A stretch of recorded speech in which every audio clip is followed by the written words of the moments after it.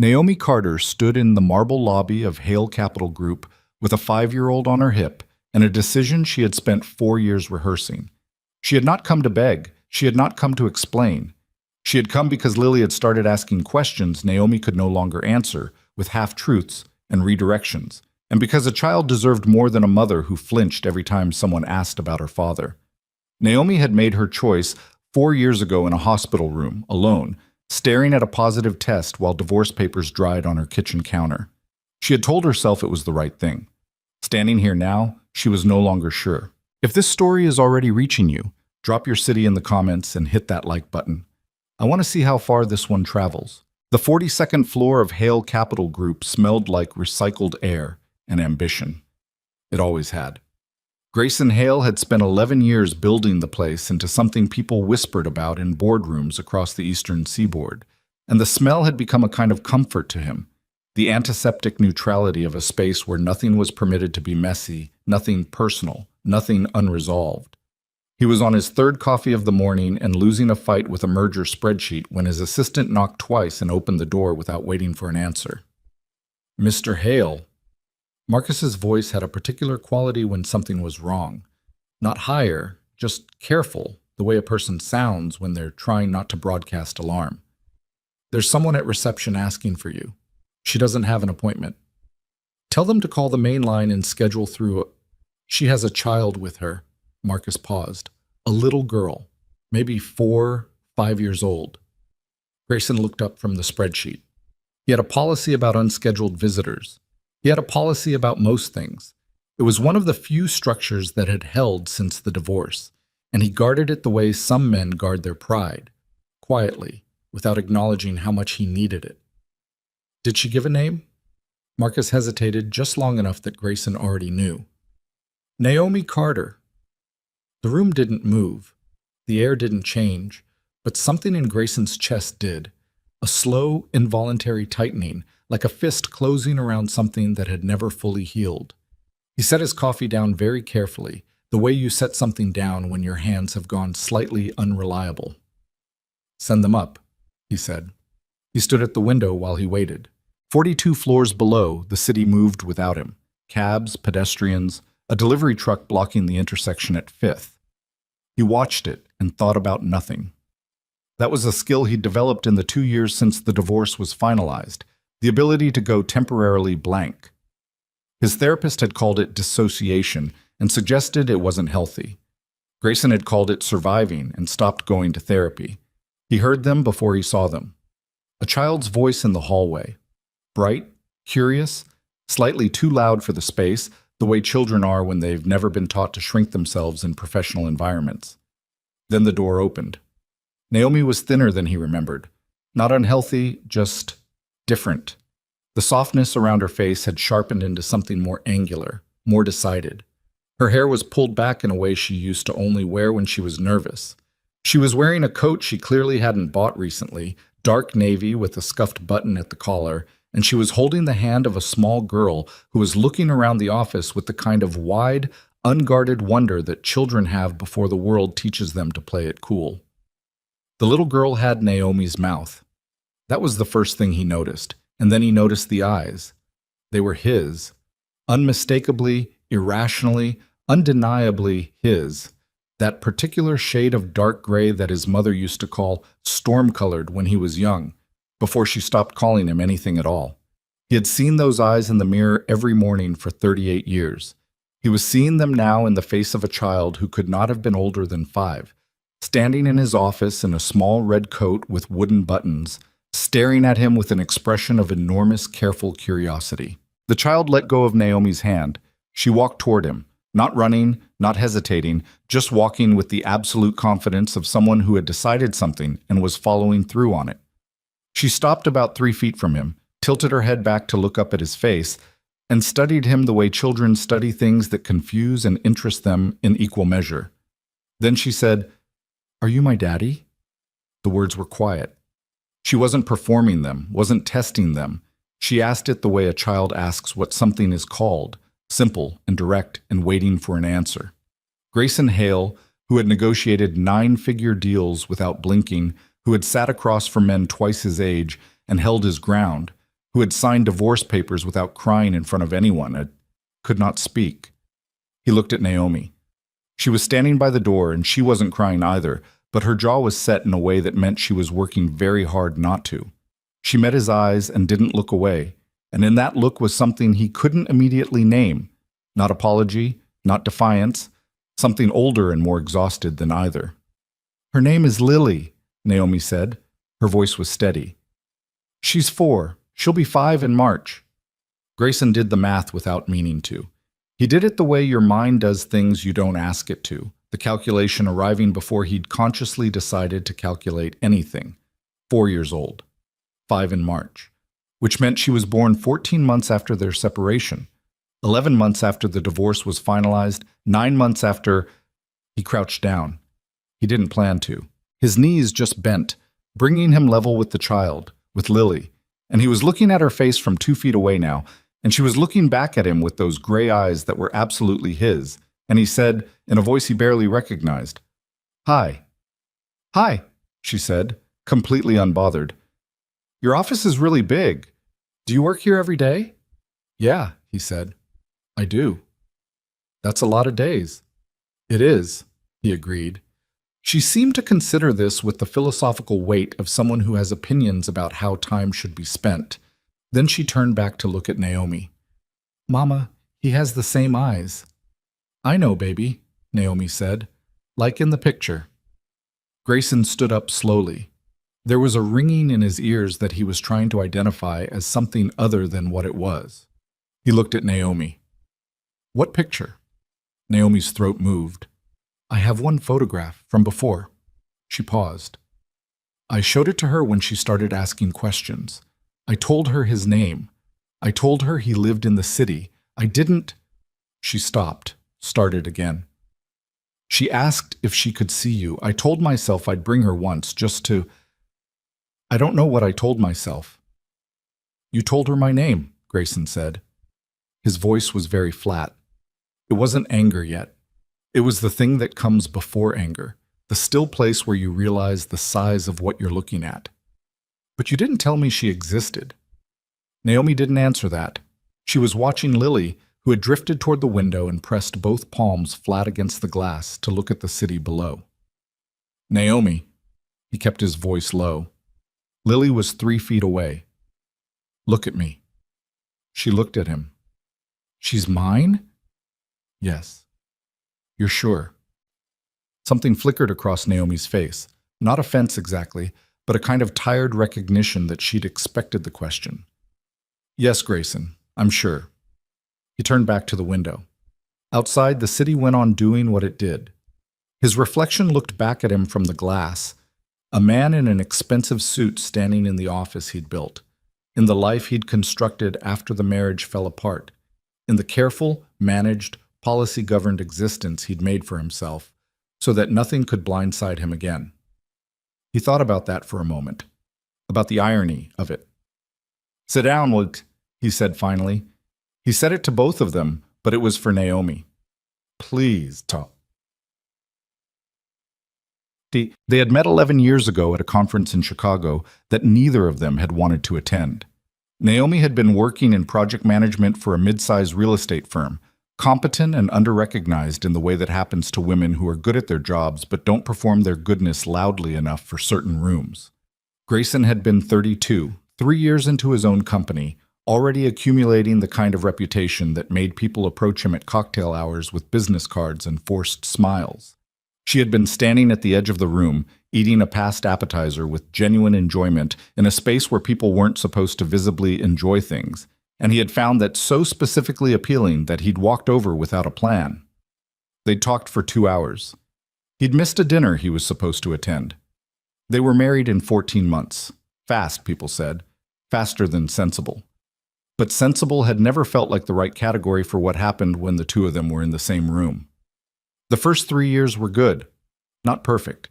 Grayson had not been easy to live with even then, and Naomi had a stubborn streak she'd inherited from a mother who'd raised 3 kids alone and learned that softness cost you more than you could afford. They fought about real things, his hours, her feeling invisible in their shared life, the way the company seemed to expand in inverse proportion to his presence in their marriage. But they were fighting because they still believed it was worth fighting for, which is a different thing entirely from the silence that came later. Year 4 was when Hale Capital hit its first significant growth window. 3 acquisitions in 18 months, a new fund, a move into a larger office. Grayson had lived inside that expansion the way a man lives inside a crisis, totally, without remainder. He had told himself it was temporary. Naomi had heard the word temporary so many times it had stopped having meaning. Year 5, she'd asked him to come to her firm's annual gala. It was important to her, a promotion she'd been working toward for 2 years, a chance to be seen in a context that wasn't his. He'd forgotten, not maliciously, not carelessly, but in the specific way of a man so submerged in his own priorities that he genuinely failed to hold space for hers. He came home to an empty house and a note on the kitchen counter that said, "I don't want to do this anymore." He had called. She had answered. They had talked for 3 hours, and by the end of it, both of them knew. The divorce was civil. That was what people said. Their attorney called it the smoothest dissolution she'd handled all year, which Grayson had later decided was one of the saddest things anyone had ever said about something that had mattered to him. They divided assets without lawyers fighting. They had no children, no shared property outside the apartment, no complicated entanglements to unspool, no children. That was what the paperwork said. That was what he had believed for 2 years. Lily was sitting at the chair across from his desk, eating the granola bar that Marcus had materialized from somewhere, with the focused contentment of a child who has found something to do. She had taken off her coat and folded it over the armrest with a neatness that seemed slightly too deliberate for a 4-year-old, and she was watching Grayson the way children watch unfamiliar adults, not afraid, just calibrating. Naomi sat beside her. She had not taken off her coat. "When did you find out?" Grayson asked. He was sitting behind the desk because it was the only arrangement that made sense, and also because he needed the width of something solid between himself and this conversation. "About a month after we signed the papers," Naomi said. "Maybe 6 weeks." He absorbed that. "And you didn't tell me." "No." "Why?" It wasn't really a question. Or it was, but it was a question with the weight of 2 years of lost time pressing on it. And the answer needed to carry that weight, and she knew it. She looked down at her hands for a moment, then back up at him. "You were going to San Francisco," she said. "That was the plan. The new office, the West Coast expansion. You'd been talking about it for a year. And I sat in that apartment with that test in my hand, and I thought about calling you, and I knew what would happen." "What would happen?" "You would do the right thing," she said.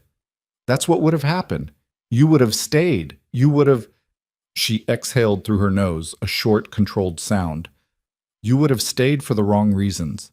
And I would have spent the next 10 years watching you wonder what you gave up. And Lily would have grown up inside that. Inside a father who resented what he missed, and a mother who resented that he resented it." She shook her head. "I didn't want that for her." Grayson was quiet for a moment. Then he said, "That wasn't your decision to make." "I know that. I mean—" He stopped, restarted. Lily was watching him now. Granola bar paused midway to her mouth. He looked at her for a second, then back at Naomi, and forced his voice into something lower and more level. "I lost 4 years. 4 years of—" He gestured at Lily, at the fact of her, at the entirety of whatever she represented. Her first words, walking, whatever. He pressed his fingers to his forehead. "I don't even know what I missed. That's the problem. I don't know what to be angry about because I don't know what happened." "I know," Naomi said quietly. "Don't do that," he said. "Don't just keep saying you know. Say something else." Naomi looked at her daughter. Lily had resumed eating the granola bar with diplomatic oblivion. "I was scared," Naomi said finally. "I was alone, and I was scared. And I made a decision that I have spent 4 years being unable to fully defend and unable to fully regret because she—" Her voice didn't break. She didn't let it. "She's the best thing in my life, and I made choices to protect that. Some of those choices were wrong. This one was probably wrong. I'm here now." The room held that for a moment. "Why now?" Grayson asked. "What changed?" Naomi looked at Lily again. Something shifted in her face. The professional composure she'd been wearing since she walked in softening into something more honest, more tired. She asked me if her daddy didn't love us. About 3 months ago. We were at the park, and there was a man pushing his daughter on the swings, and Lily watched them for a long time, and then she said, Naomi stopped, cleared her throat. She said, "Does my daddy not love us, Mama? Is that why he doesn't come?" Grayson said nothing. I told her that wasn't true, that her daddy didn't know about her, and she said, a brief strained breath.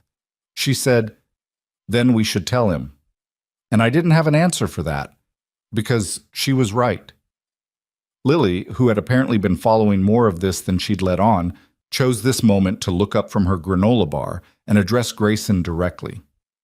Mama cried in the bathroom for a long time after that, she reported, with the clinical honesty of someone who has not yet learned the social contract around emotional privacy.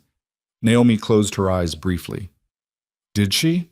Grayson said, looking at Lily. Yeah, she thought I was asleep, but I heard. Lily considered him. She cries pretty quiet, but I can always tell. Lily, Naomi said. What? It's true. Grayson looked at his daughter, at Lily. He made himself use the name because it was hers, and she was real, and sitting in his office eating a granola bar and telling him things her mother wished she hadn't, and felt something happening in his chest that he didn't have a clean word for. It wasn't just grief, though grief was part of it. It wasn't just anger, though, that was there too, sitting behind everything else like a wall he wasn't ready to put his hand on yet. It was something larger and stranger. The specific vertigo of realizing your life contained something you didn't know was in it. He had a daughter. She was 4 years old. She had his eyes and her mother's mouth and an unsettling habit of direct observation, and she had spent her whole life growing up without him because he hadn't known to look for her. And he was now sitting in the office he'd built as a monument to control and careful management. While the ground beneath every assumption he'd made about his own life shifted irreversibly. Lily, he said, and she looked at him with immediate, uncomplicated attention. I want you to know something. She waited. It's not because I didn't want to be here, he said carefully. I didn't know about you, but now I do. She studied him for a moment with those gray eyes, his eyes, processing this with whatever machinery 4-year-olds use to evaluate the reliability of adult statements. Then she said, okay, just that. Okay. The way children accept enormous things because they haven't yet learned to make enormous things complicated. He looked at Naomi. She was watching him with an expression that wasn't readable as any single thing, cautious, worn, something that might have been relief pressing against something that might have been fear. I need you to understand something, he said to her. I'm not going to be a visitor. I'm not going to see her twice a month on a schedule arranged through attorneys. Naomi's jaw tightened slightly. Grayson, I'm not negotiating that, he said. Everything else we can negotiate, but not that. A long pause. Outside, the city made its ordinary sounds 42 floors below. Okay, Naomi said finally. Not the relaxed okay that Lily had given him. A harder one. A provisional one. But okay. He walked them to the elevator himself.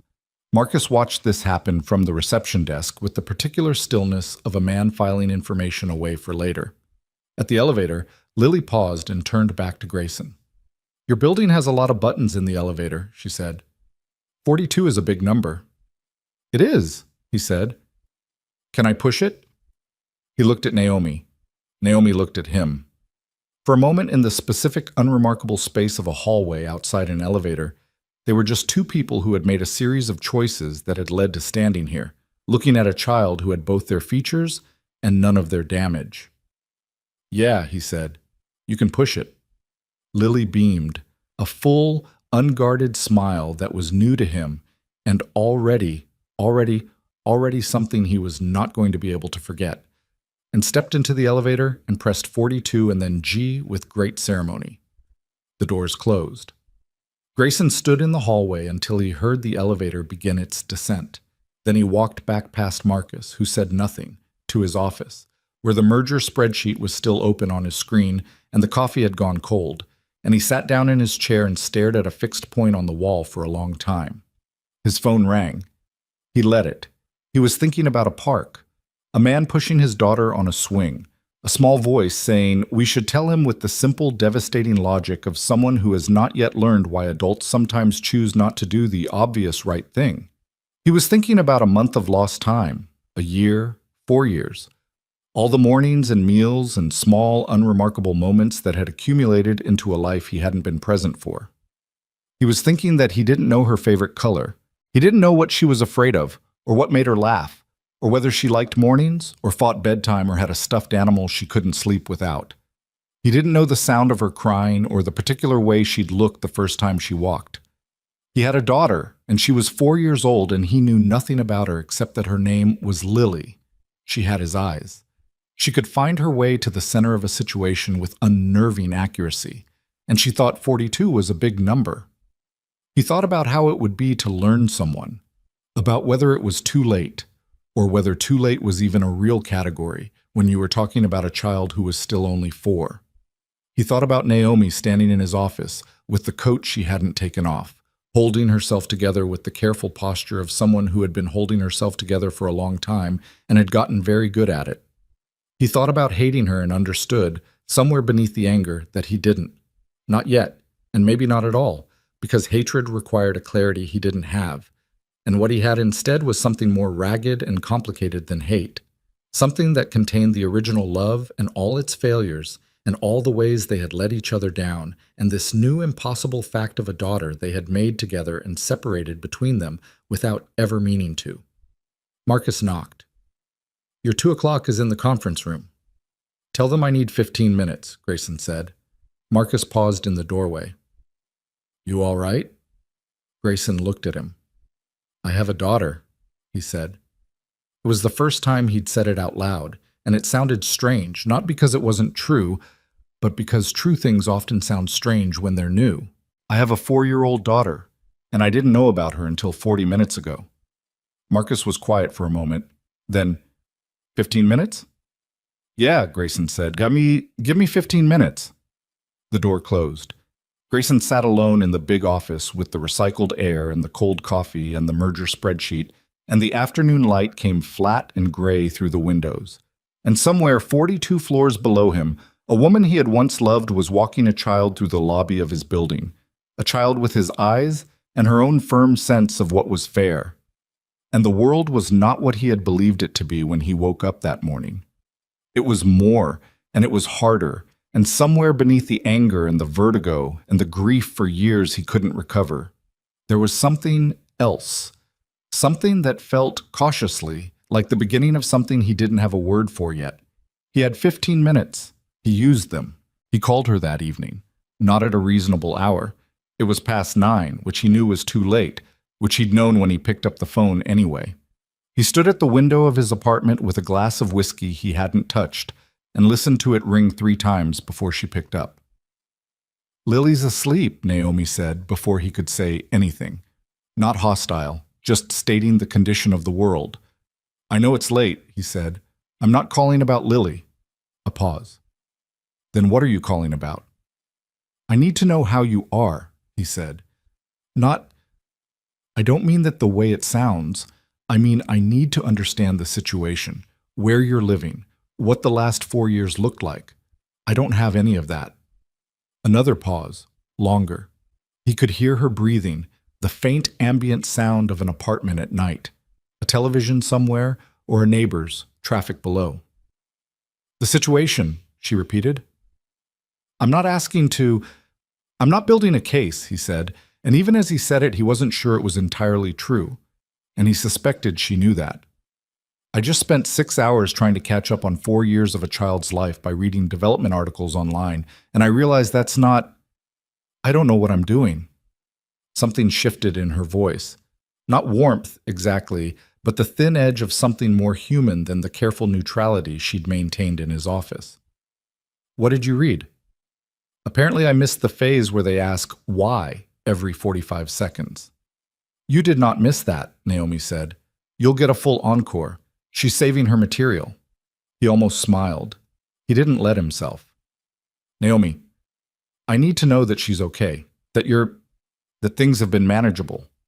She was quiet long enough that he almost filled the silence. Then, we're fine, Grayson. She has a good daycare. I have a decent job. We have a one-bedroom in Crown Heights. And she thinks sleeping in the loft bed is the greatest privilege ever granted to a human being. So, a beat. We're not struggling. If you were, would you tell me? No answer to that. I could... Don't, she said quietly. Not tonight. We can talk about the practical things when we're both thinking more clearly. Tonight, let's not make any decisions tonight. He wanted to argue with that. He was built for arguing, for resolving, for moving things off the list. But she was right, and he knew she was right, and so he stood at his window and looked at the city and said nothing for a moment. She asked me if I could push the elevator button, he said finally. Naomi made a small sound, not quite a laugh, something gentler. She asks strangers that, doormen, delivery guys. She believes elevator buttons belong to whoever wants them most. That seems like a reasonable philosophy. It's gotten us some looks. He turned away from the window. The whiskey was still untouched on the counter. I want to see her again, he said. Soon. I'm not going to show up unannounced. I'm not going to do anything that disrupts her routine. But I need to see her again. I know, Naomi said, slowly, like each word had weight. I know you do. Can we figure that out? A breath. Yeah, we can figure that out. After he hung up, he stood in his apartment for a long time without moving. It was a good apartment, large, clean, carefully furnished in the way of someone who had money and had hired a person with taste to deploy it. He had lived here for 18 months and there was still nothing personal on the walls. He had told himself he hadn't gotten around to it. Standing there in the dark, he thought maybe it was something else. Maybe you don't hang things on walls when you're not entirely sure you're somewhere yet. He picked up the whiskey, held it, put it down without drinking it. He was a father. He hadn't gotten used to the word yet. He kept holding it up like an object he'd found on the street. Solid, clearly real, but with no obvious instruction for what to do with it. He didn't sleep well. He hadn't expected to. The meeting he'd sat through the following morning had been about a real estate fund acquisition. 40 minutes of conversation he'd participated in correctly and retained almost nothing of. His COO, Dara Kim, had caught him afterward in the hallway with the look she reserved for when she suspected he was somewhere other than the room he was physically standing in. Talk to me, she said. They had worked together for 6 years. She had earned the directness. I found out I have a daughter yesterday, he said. Dara blinked. It was the only external response she allowed herself. Then, how old? 4. And you didn't know? I didn't know. She was quiet for a moment. Dara had 2 kids, a 7-year-old and a 9-year-old, and a husband who traveled for work and a management style she'd built specifically to counterbalance Grayson's tunnel vision. She understood, better than most, what it meant when family entered the frame of a life that hadn't left room for it. Okay, she said. What do you need from me? Cover the Whitmore call Thursday. I might need to move things around. Done. She paused. Grayson, are you all right? He thought about lying. He was good at lying, or at the specific version of it where you tell the accurate, manageable version of a thing instead of the real one. I don't know yet, he said. I'll let you know when I do. Naomi texted him 2 days later, a Saturday. She had a friend's birthday lunch and Lily's usual sitter had canceled, and she asked. The asking was careful, measured, the way you ask a question when you've rehearsed the word no as an acceptable answer, whether he wanted to watch Lily for a few hours. He said yes before he'd finished reading the message. She dropped Lily off at his apartment at 11. This was the first time Naomi had seen where he lived, and she stood in the doorway of the lobby while Lily bounced on the balls of her feet and looked around with her usual territorial assessment of any new space, and Naomi was doing the thing again where she held herself very straight.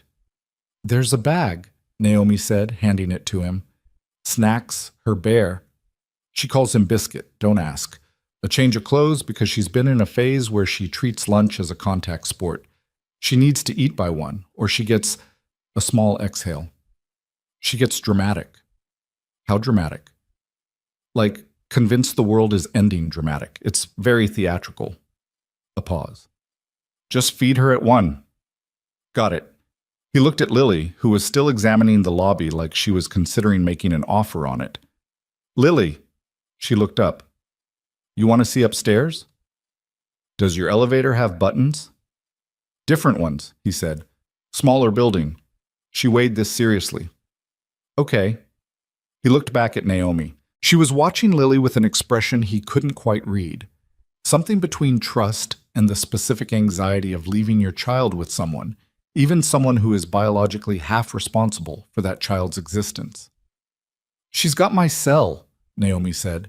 I mean, she knows how to tell you to call me. She'll tell you. Naomi. She looked at him. She'll be fine. Naomi nodded. Then she left, quickly, in the way of someone who has learned that extended goodbyes don't make the leaving easier. Lily watched her mother go and then turned back to Grayson with total equanimity. Can we go up now? The morning was not smooth. He had not expected it to be smooth, but the specific texture of its roughness was new to him. He had a very quiet apartment. He had designed it for quiet.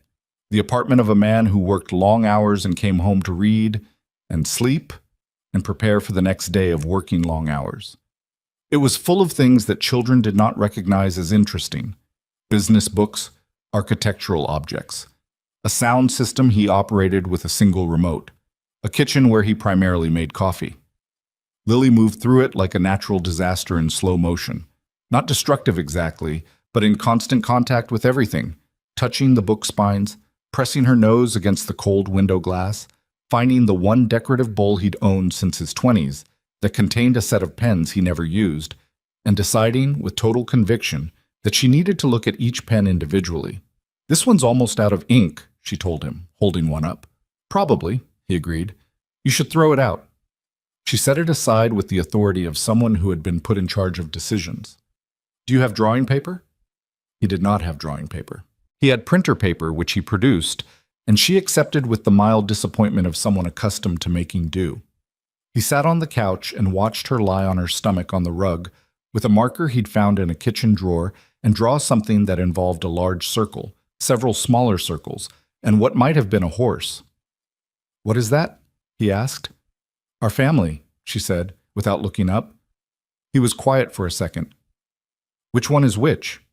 She pointed with the marker, still not looking up. That's Mama. That's Grandma Cecile. That's me. That's Biscuit. She pointed to a small circle at the edge of the paper. And that's you. He looked at the small circle at the edge. It was the newest edition, slightly tentative, with less confident lines than the others. You added me? Yeah. She looked up at him briefly. I just did. You're too far away, though. She frowned at the paper. I'll fix it. She took the marker and with great seriousness redrew his circle closer to the cluster of the others. He didn't say anything. He didn't trust himself to. At 12:30 he made lunch, which he had spent 40 minutes thinking about, and ultimately made grilled cheese because the internet had told him most 4-year-olds tolerated it, and he wasn't ready to learn what happened when she was presented with something she found unacceptable.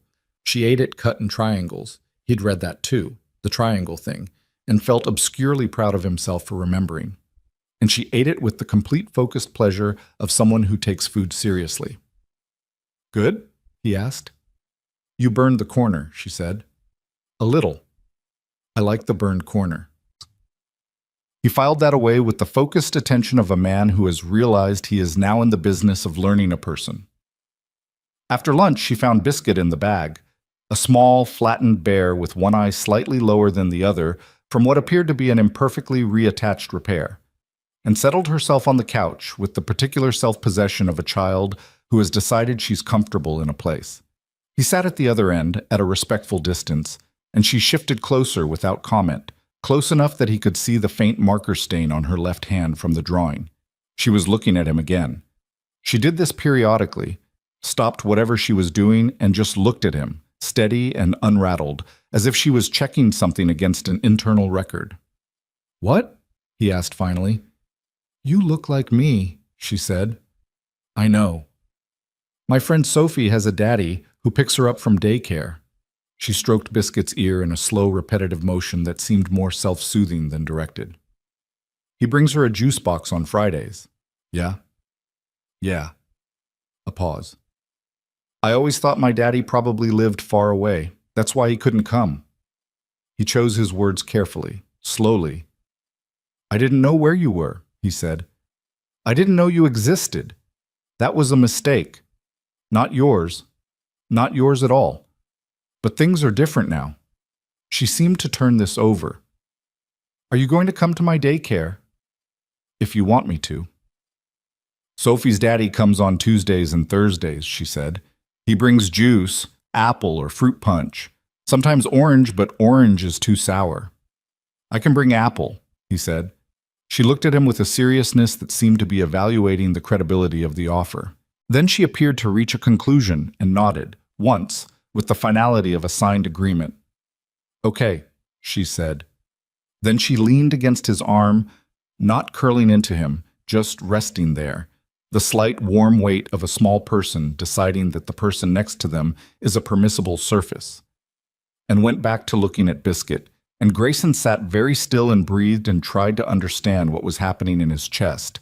It felt like something he'd been carrying for a long time had put itself down. Not all of it, not even most of it, but some part of the weight. He didn't move until she shifted a half hour later and said she was thirsty. Naomi arrived at 3:30. Lily ran to her the moment the door opened. The specific, explosive run of a child reuniting with her primary person, arms out, absolute and complete. And Naomi caught her and lifted her in one practiced motion, and Lily said, "He burned the grilled cheese corner, and I liked it." And Naomi laughed, a real laugh, briefly unguarded. She looked at Grayson over Lily's head. He looked back at her. There was something in the middle of the look that neither of them named. Was she okay? Naomi asked, setting Lily down. She reorganized my pen collection, he said. I drew a family portrait. He put himself in it, Lily announced. I made him. Naomi's expression did something complicated and then settled. We should go, she said. I promised her the park before dinner. Yeah, he said. He crouched down to Lily's level. I'll see you soon, okay? Lily looked at him with the same evaluative steadiness she'd been applying to him all day. Then she held up Biscuit. You can hold him for a second if you want. He's good at helping. He took the bear, held it for a moment, handed it back. Thanks, he said, and meant it. She tucked Biscuit under her arm and headed for the door with the breezy authority of someone who has concluded a satisfactory visit and is ready to move on to the park. Naomi was watching him. She had that look again, the one he couldn't fully parse, the one with too many layers for a doorway. She drew you in the family picture, Naomi said quietly. She's never done that before. Not with anyone. He didn't know what to say to that, so he said nothing. Sometimes the most honest response to something enormous is just to hold it without speaking, to let it sit in the air between two people who both understand its weight. Naomi nodded once, like she'd understood the silence, and picked up the bag and followed their daughter out. He closed the door. He stood in his apartment, which felt different now. Marker on the rug, printer paper abandoned on the coffee table, Biscuit's ghost of warmth already gone from his hands, and understood that the carefully maintained life he'd built since the divorce was not going to hold its current shape. Something had already shifted, something fundamental and irreversible, like a door that opens from the inside. He didn't try to decide how he felt about that. He was getting better at sitting with things he hadn't resolved yet. The following week, he met with his attorney, a sharp-eyed woman named Carol Brecht, who had handled his side of the divorce and whom he trusted precisely because she never told him what he wanted to hear. He explained the situation in the flat, factual way he explained most things, and she listened without interrupting, and when he finished, she leaned back and looked at him. What do you want? She asked. Specifically, I want legal recognition as her father, he said. I want formal parental rights. I don't want to fight Naomi for custody. I'm not interested in pulling Lily out of the life she knows. I just want to be in it. Paternity first, Carol said. Then we talk about a parenting plan. She paused. Has the mother indicated she's willing to cooperate? She brought Lily to my office, he said. She didn't have to do that. Carol considered this. Okay, Then with cooperation, this should be relatively straightforward. You'll want to formalize quickly. The longer informal arrangements run, the more complicated things get if the relationship sours. It's not going to become a war, he said. Carol looked at him with the particular expression of an attorney who has heard that sentence before. You feel that now. I know Naomi, he said. She made a decision I don't agree with. She's not malicious. She's not going to use Lily as leverage. He believed that. He'd turned it over enough times in the past week, lying awake at 3 a.m. running the calculation again, looking for the place where Naomi had done what she'd done for reasons that were about hurting him, rather than reasons that were, however wrong-headed, about protecting her daughter. And he couldn't find it. What she had done was wrong. He was clear on that. But the wrong had its own interior logic, its own frightened rationale, and he understood it even when he couldn't accept it. Understanding and forgiving were different countries. He wasn't sure yet if he'd applied for a visa to the second one. He talked to his mother for the first time in 3 months, a phone call he'd been avoiding because his mother had a way of being right about the things he most wanted to be wrong about. She lived in Connecticut, had been a high school English teacher for 30 years, and had raised Grayson largely alone after his father left when Grayson was 9, a fact that had shaped him in ways he was still discovering the full extent of. You have a granddaughter, he told her. And then he stopped because saying it out loud to his mother was different from saying it to Carol, or Dara, or even himself. It hit a register that was lower and older. His mother was quiet for a long time. Then she said, "Tell me about her." So he told her about Lily, about the elevator button and the pen audit and the burned corner of the grilled cheese and biscuit with the lopsided eye, and the family drawing on printer paper with a small circle that had started at the edge and been moved closer to the center. He talked for 20 minutes, and his mother didn't interrupt him once, which was unusual for her. When he was done, she said, "She sounds like you at that age." "I wasn't told I was like this at that age." "That's because you were exactly like this at that age, and I chose my battles." A pause. "How are you doing, actually?" "I'm angry," he said. "I'm trying not to do anything with it yet." "That's the right call." "I know." "And Naomi?" He thought about the doorway, the look he couldn't parse. "She made a bad decision," he said. "She made it for reasons that were about protecting Lily, even if she was wrong about what that looked like. I don't think I get to be furious at someone forever for being scared." Another long pause from his mother. "You've gotten wiser," she said, "since the divorce." "I've gotten less certain about everything," he said. "I don't know if that's the same as wiser." "It usually is," she said. He went to Lily's daycare on a Tuesday. He had told Naomi he would, had texted her the plan, and she had sent back a single okay followed by a brief description of drop-off and pickup logistics that suggested she'd been thinking about how to facilitate this rather than whether to. He arrived at the right time, 2 apple juice boxes in hand, feeling approximately as prepared as a person who has never done anything like this before, and spent 40 minutes the previous evening watching videos about how to talk to 4-year-olds. Lily saw him from across the yard. He watched the recognition cross her face, the slight pause, the recalibration, and then something that opened up in her expression like a window being raised, and she ran across the yard to the gate, not with the explosive abandon she'd used running to Naomi, but with a deliberate, focused run, the run of someone heading somewhere specific and important. "You came," she said, a little breathless. "I said I would." "I know." She looked at his hands. "Is that apple?" "Apple and fruit punch. I didn't know which one you wanted." She considered this. "Both," she said, with the serene decisiveness of someone who sees no reason to choose. He laughed, an actual one, unguarded, the kind he hadn't heard come out of himself in a while. She looked at him laughing with careful interest, like she was noting the sound of it, filing it away. Children did that, he was learning. They were archivists of the people around them, storing details with a fidelity that was easy to underestimate. Her teacher, a warm-faced woman named Ms. Angela, who had the weathered warmth of someone who'd spent years in the company of small people, came out and introduced herself and shook his hand and said, "Lily talked about him." He didn't know what to do with that, so he just said thank you, which didn't entirely fit but seemed acceptable. He stayed for 40 minutes. He sat on a bench while Lily showed him the sandbox project she was involved in. A cityscape, apparently, with buildings she'd constructed from molded sand and decorated with small stones.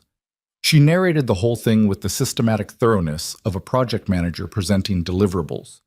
This building is the library. This one is the grocery store. This shorter one is where the cats live because cats like lower buildings. Why do cats like lower buildings? He asked. She looked at him as if he'd asked why water was wet. Because they live close to the ground, she said. Obviously. Right, he said. Obviously. Naomi texted him that evening. She told me you stayed for 40 minutes, and you think cats prefer low buildings. He typed back. She corrected me very gently. A pause. Then, that's very unlike her.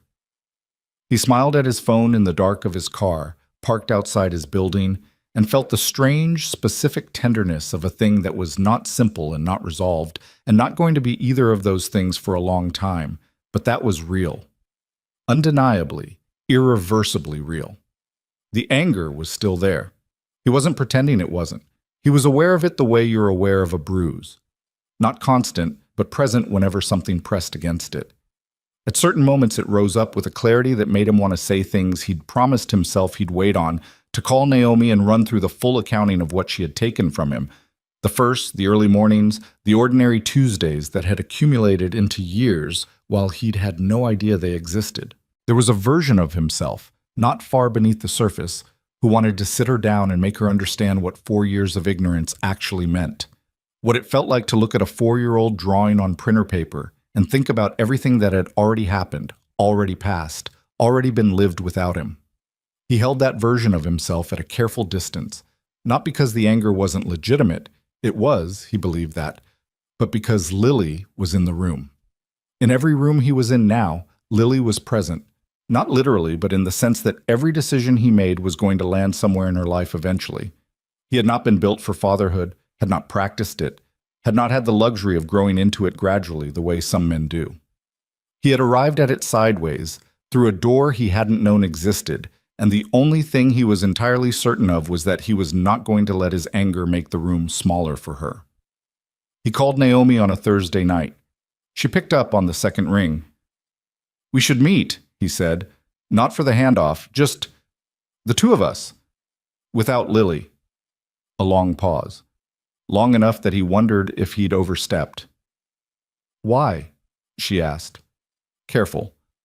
"Because we're going to be doing this together for the rest of her life," he said.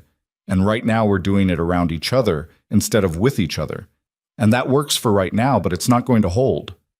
Another pause, shorter. "Okay," she said finally. "Saturday, coffee."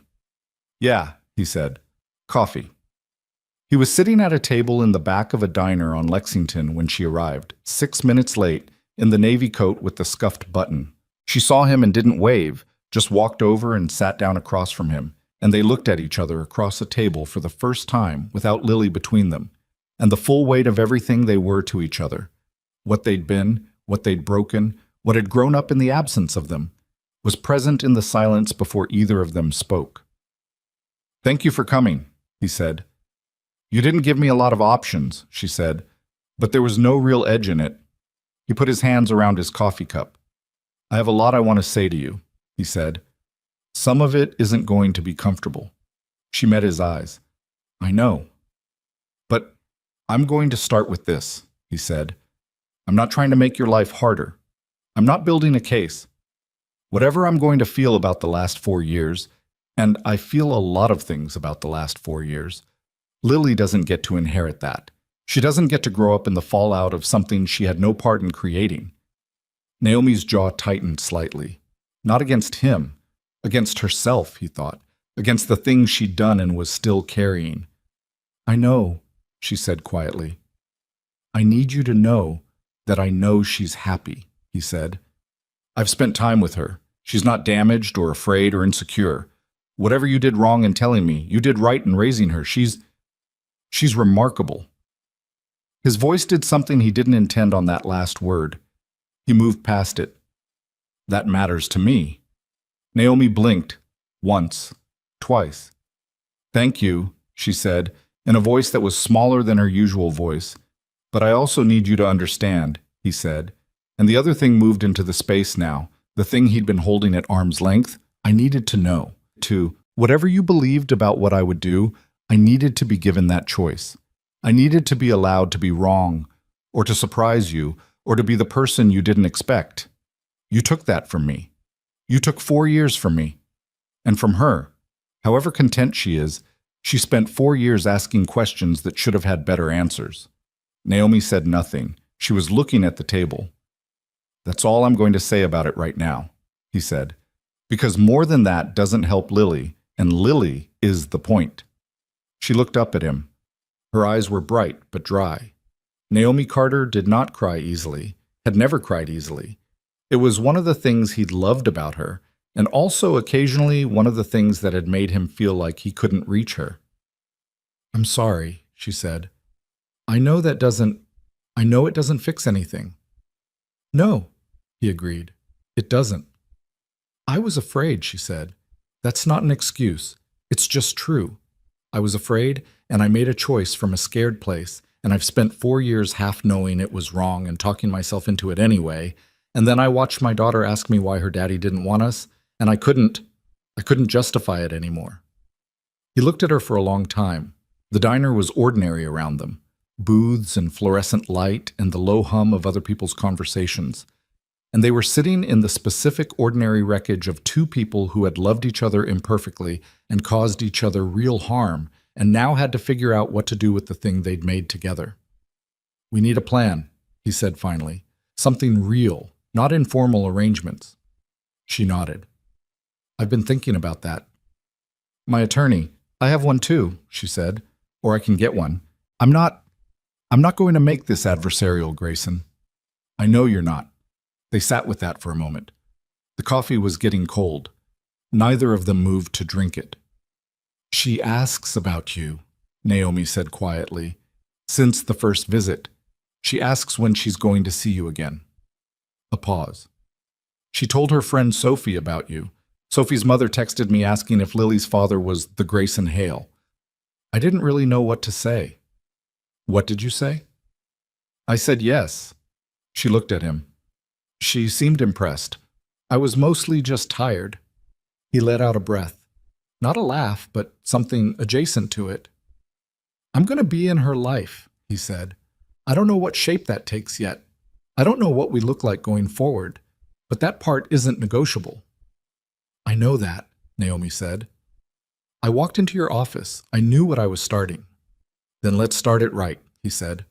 She looked at him across the table, across the cooling coffee, and the long specific history of everything they'd been to each other, and said, Okay. It was not a resolution. It was not forgiveness, not yet, not fully. Not on his side, maybe not on hers either, for whatever she still carried from the marriage and how it ended. It was not two people who had figured out how to be in each other's lives without reopening the old damage. It was two people who had agreed to try, carefully, warily, with the full knowledge that they had already hurt each other and might again. But for Lily, they were going to try. That had to be enough for now. The parenting plan took 3 weeks to draft and 4 sessions with their respective attorneys to finalize.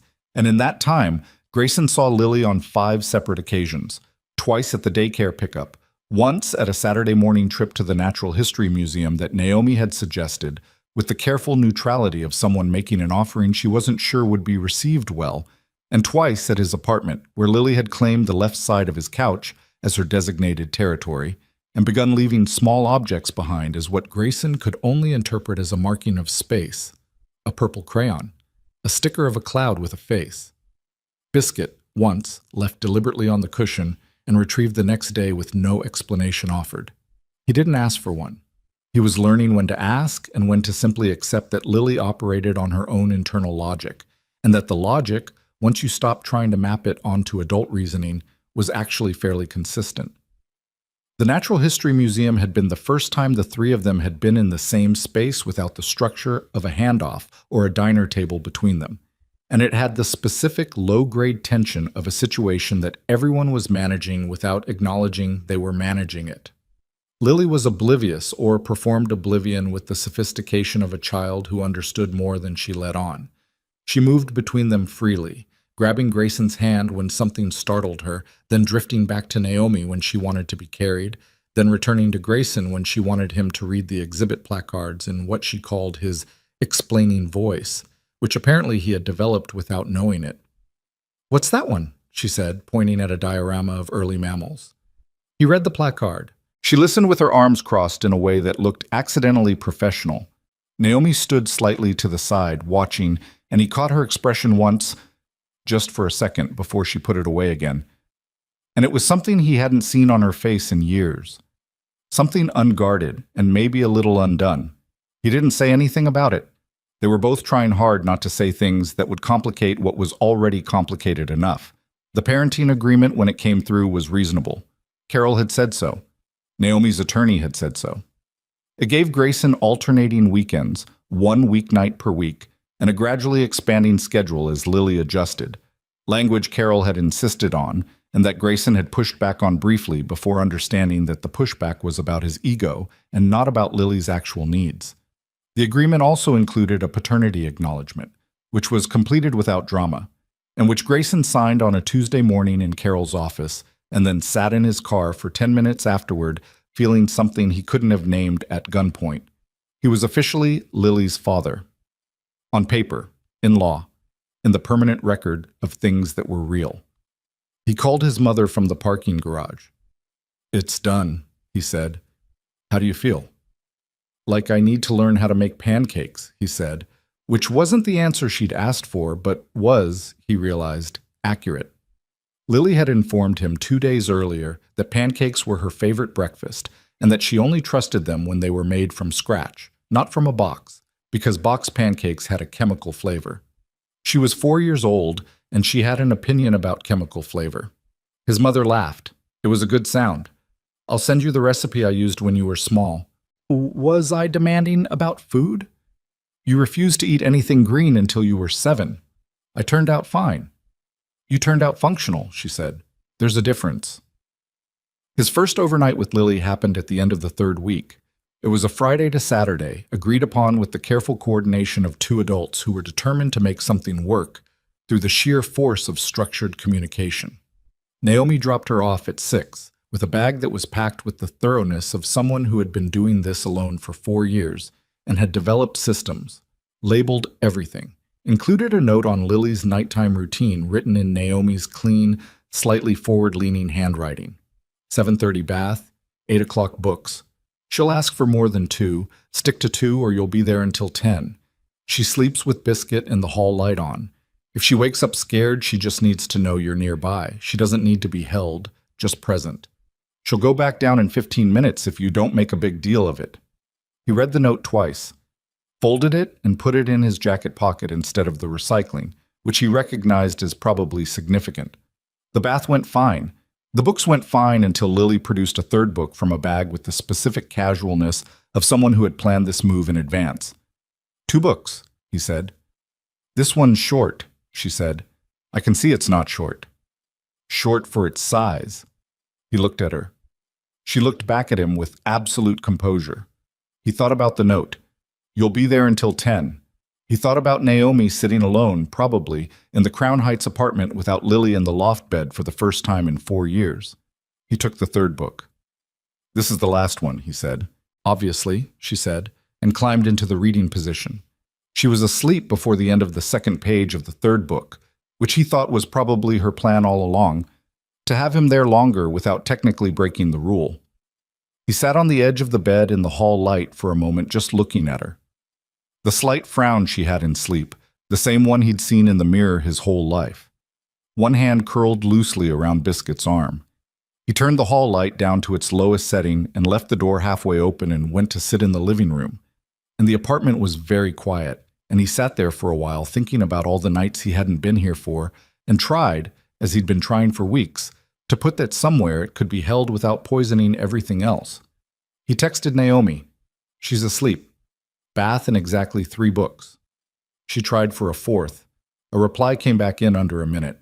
You held the line at 3? Barely. That's better than my record for the last 6 months. A pause. Then, thank you for the update. He put the phone down, picked it up again. Put it down. The anger was still there. He wanted to be honest about that, even in the privacy of his own head. There were moments when it surged up with a force that surprised him. Usually small moments, oddly specific ones. The morning Lily had casually mentioned that she called her daycare teacher Ms. Angela, the same way she said Naomi's name, in the voice of someone naming people who were fixtures of her world. And he had realized with a sick jolt that he wasn't a fixture yet. He was still new, still provisional, and there were 4 years of other fixtures he'd had no part in building. The afternoon she'd asked him where he'd been for her birthday, not accusingly, just curiously, the honest curiosity of a child who doesn't yet understand that some questions land differently than they were thrown. And he'd had to say he hadn't known about her birthday, and she'd said oh and moved on to something else in the fluid, unbothered way children moved on, and he'd spent the next hour sitting very still. He didn't aim the anger at Lily. He was vigilant about that in a way that cost him something, because anger needs somewhere to go, and the only available address was Naomi. And Naomi and he were trying to be in the same direction. So mostly he aimed it at the situation, which was not a satisfying target, but was the correct one. He did slip once. It was a Thursday night, 3 weeks into the formal arrangement, a handoff at his apartment where Lily was being returned after an afternoon at Naomi's. He didn't plan what happened. Naomi said something small, something about scheduling the following month's visits, a logistical sentence, and the way she said it triggered something he hadn't successfully contained, and he said, quietly and without raising his voice, "You know what I keep thinking about?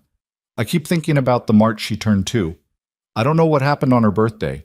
I don't know what she ate or what she wore or what made her happy that day. I'm never going to know that. You made sure of it." Naomi went very still. Lily was in the other room. He could hear her talking to Biscuit about something, the low, continuous narrative she maintained for her bear. "I know," Naomi said, barely above a whisper. "I know you know," he said. "I just needed you to know that I think about it." She nodded once. Her face was doing that thing, not crying, but in the precincts of it, somewhere just across the border. "I think about it too," she said. "I think about it all the time." He believed her. That was the thing. He believed her, and believing her didn't make it better, but it made it something other than simple, which was maybe the most he could ask of it. He stepped back from the edge of whatever he'd been approaching. "Next month," he said, "let's talk about expanding to every weekend." She looked at him.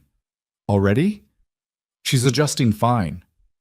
"I know she is. I just—" Naomi stopped, started again.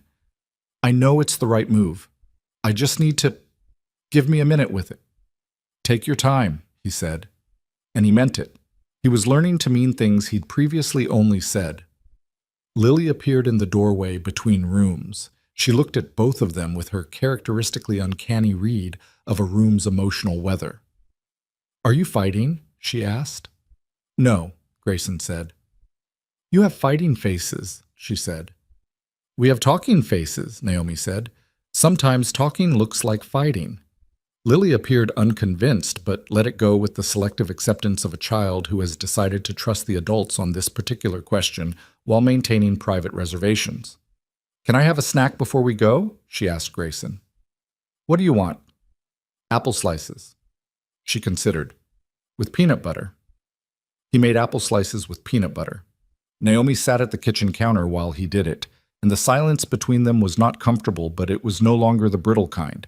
It was the silence of two people who were in the process of learning a new arrangement, testing its load-bearing walls. "She's picking up reading faster than her class," Naomi said finally, watching Lily eat at the kitchen table. Ms. Angela flagged it, said she might test for the advanced track next year. He looked at Lily, who was eating with systematic precision, peanut butter to apple ratio carefully maintained. "She likes the reading voice," he said. "She talks about it," Naomi said. "The explaining voice. She told me you have a special one." He felt something warm move through him that he didn't entirely know what to do with. "She told me I was using it on a dead animal exhibit." "That's an achievement," Naomi said dryly. "Lots of adults can't manage it with a live audience." It was the closest thing to easy they'd been in a month. Brief, fragile, dependent on neither of them pushing on it. But it was there. He let it sit without pushing on it. The month that followed had the quality of a construction project being done carefully in weather that wasn't ideal. Progress was real, but conditional, dependent on both parties showing up consistently and neither of them making a move that destabilized the scaffolding. Grayson started learning how to cook things beyond grilled cheese and apple slices, mostly by watching videos and making his housekeeper, Rosa, show him how to time multiple things at once. Rosa had raised 4 children and had approximately no patience for his initial incompetence, but considerable warmth once he started improving. She showed him how to make the pasta Lily had mentioned she liked, a simple tomato sauce with basil from a pot on the windowsill, and when he produced it on a Saturday night and Lily ate 2 servings and declared it almost as good as Grandma Cecile's, he counted that as a win. He met Naomi's mother, Cecile Carter, on a Saturday in early spring, in circumstances he hadn't entirely anticipated. Naomi had texted to say her car was in the shop and she needed to pick up Lily a half hour early because her mother was visiting and they were going to dinner. He'd said no problem. When he opened the door, Naomi was there, and behind her, slightly to the side, was a woman in her early 60s, compact, sharp-eyed, wearing a coat that had good bones but had been worn many times, and looking at Grayson with the specific assessment of a woman who had raised a daughter alone and had opinions about men. "Mom, this is Grayson," Naomi said. Her voice had a particular tension in it. "Grayson, my mother, Cecile." He extended his hand. Cecile looked at it for exactly 1 beat longer than was comfortable, then shook it with a firm, brief grip. "I've been wondering when I'd see your face," she said. "Mom," Naomi said. "That's not an attack," Cecile said mildly. "It's just true." Grayson looked at her directly. He'd learned, in the last decade of building a company, that the people who said unpolished things directly to your face were generally more trustworthy than the ones who saved their opinions for after you left. "I've been wondering about you too," he said. "Lily talks about her grandma." Something shifted in Cecile's face. Not softened, exactly, but recalibrated. "What does she say?" "That your pancakes are the gold standard," he said. "I've been told mine are adequate but structurally different." A beat. Then Cecile made a short sound that might have been the beginning of a laugh, compressed into something more guarded. "She's diplomatic," Cecile said. "That's new." "She told me my grilled cheese corner tasted like a regret," he said. "So maybe selective." Cecile looked at him, a long, measuring look, the kind his own mother had been giving people his whole life, the kind that was about something more than the current conversation. Then she stepped past him into the apartment and looked around it with the frank appraisal of someone who has decided to gather data. "You've got nothing on the walls," she observed. "I'm working on it," he said. She said, in the specific tone that means a person has reached a conclusion they're keeping to themselves for now. Lily careened out of the back room. "Grandma!" The explosive run, the full-body launch, Cecile catching her with the practiced ease of someone who had been a primary landing site for a long time. She held Lily against her chest and closed her eyes for just a second, and in that second Grayson saw something in Cecile's face that explained a great deal. The full weight of what she'd been carrying too, being the only other adult in Lily's life for 4 years, the one who came to help when Naomi needed backup, the one who had her own feelings about the absent father that she'd never been able to fully speak. "We should go," Naomi said. She was watching her mother and her daughter with the expression of someone who is grateful and complicated about being grateful. Cecile set Lily down and looked at Grayson again. "She's happy," she said. Not generously, not as a gift, just as a fact being stated. "She's happy when she talks about you." He held that. "Thank you," he said, "for being there when I wasn't." Cecile gave him another long look. Then she nodded once with the compressed acknowledgement of a woman who decides things and doesn't revisit them often. "Come on, baby," she said to Lily. "We're going somewhere with real food." "Daddy makes good pasta now," Lily announced, pulling on her coat. "He's been practicing." Naomi caught his eye over Lily's head. Something in her expression, almost amusement, almost something else, Something warmer than amusement and more dangerous. She looked away first. The trouble, when it came, arrived the way trouble usually did. Not dramatically, not with a clear warning, but through an accumulation of small pressures that finally found the weak point.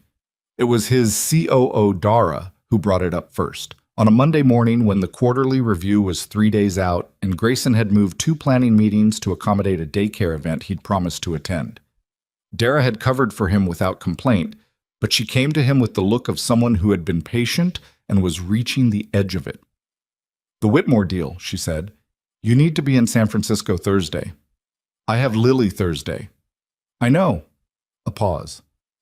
"Grayson, the investors are asking questions. 3 months ago, you rescheduled the Singapore call. Last month, you pushed the board dinner. These are patterns people notice." "I have a 4-year-old I'm building a relationship with for the first time," he said. "Patterns are going to shift." "I understand that," Dara said evenly, "and I support that. But we have 43 employees and a fund that's mid-raise, and you are the face of this company, and I need to know that you're still the person those investors are betting on." He was quiet for a moment. Yet. Not because she was wrong, she wasn't wrong, but because the question she was really asking was one he'd been circling for weeks without looking at directly. Whether the version of himself that had built Hale Capital could coexist with the version of himself that was trying to become Lily's father. He'd always been better at one thing at a time. That was the machinery that had built the company, and also the machinery that had killed his marriage. And he was looking at it now with a clarity he hadn't had before, because before, he'd been able to frame his total absorption as an asset. Now it was an asset with a body count. "I'll do the San Francisco trip," he said. 2 days, not 3. I need you to cover the Friday debrief." Dara accepted this with a nod that was not entirely satisfied, but was professional enough to hold. "And the pattern?" she said. "Going forward. The pattern changes," he said. "The company adjusts. We can talk about what that looks like structurally." He looked at her. "I'm not going back to the way it was." Dara studied him for a moment. 6 years of working together, and she had the particular ability to read the difference between a man saying what sounded good and a man saying what he meant. Whatever she found in his face, she accepted it. "Okay," she said. "Let's talk structurally." He called Naomi that evening to explain the Thursday conflict, expecting negotiation, prepared for an argument he'd already rehearsed. She said, "I can take her Thursday. It's fine." He paused. "I want to make it up." "Grayson, it's one Thursday. You don't have to make it up. That's not how this works." "How does it work?" A beat of silence. "It works like life," she said. "Well, things move. You adjust. As long as you show up most of the time, one Thursday is just a Thursday." He thought about all the things he'd expected from her, the punishment, the careful accounting of his shortfalls, the leverage he'd braced for, and felt the ground shift slightly under his assumption of how this was going to go. "You're being reasonable," he said. "Don't sound so surprised," she said, and there was something dry and almost warm in it. "I'm not," he said. I'm noticing it." A pause. "How's the Whitmore deal?" He blinked. "You know about the Whitmore deal?"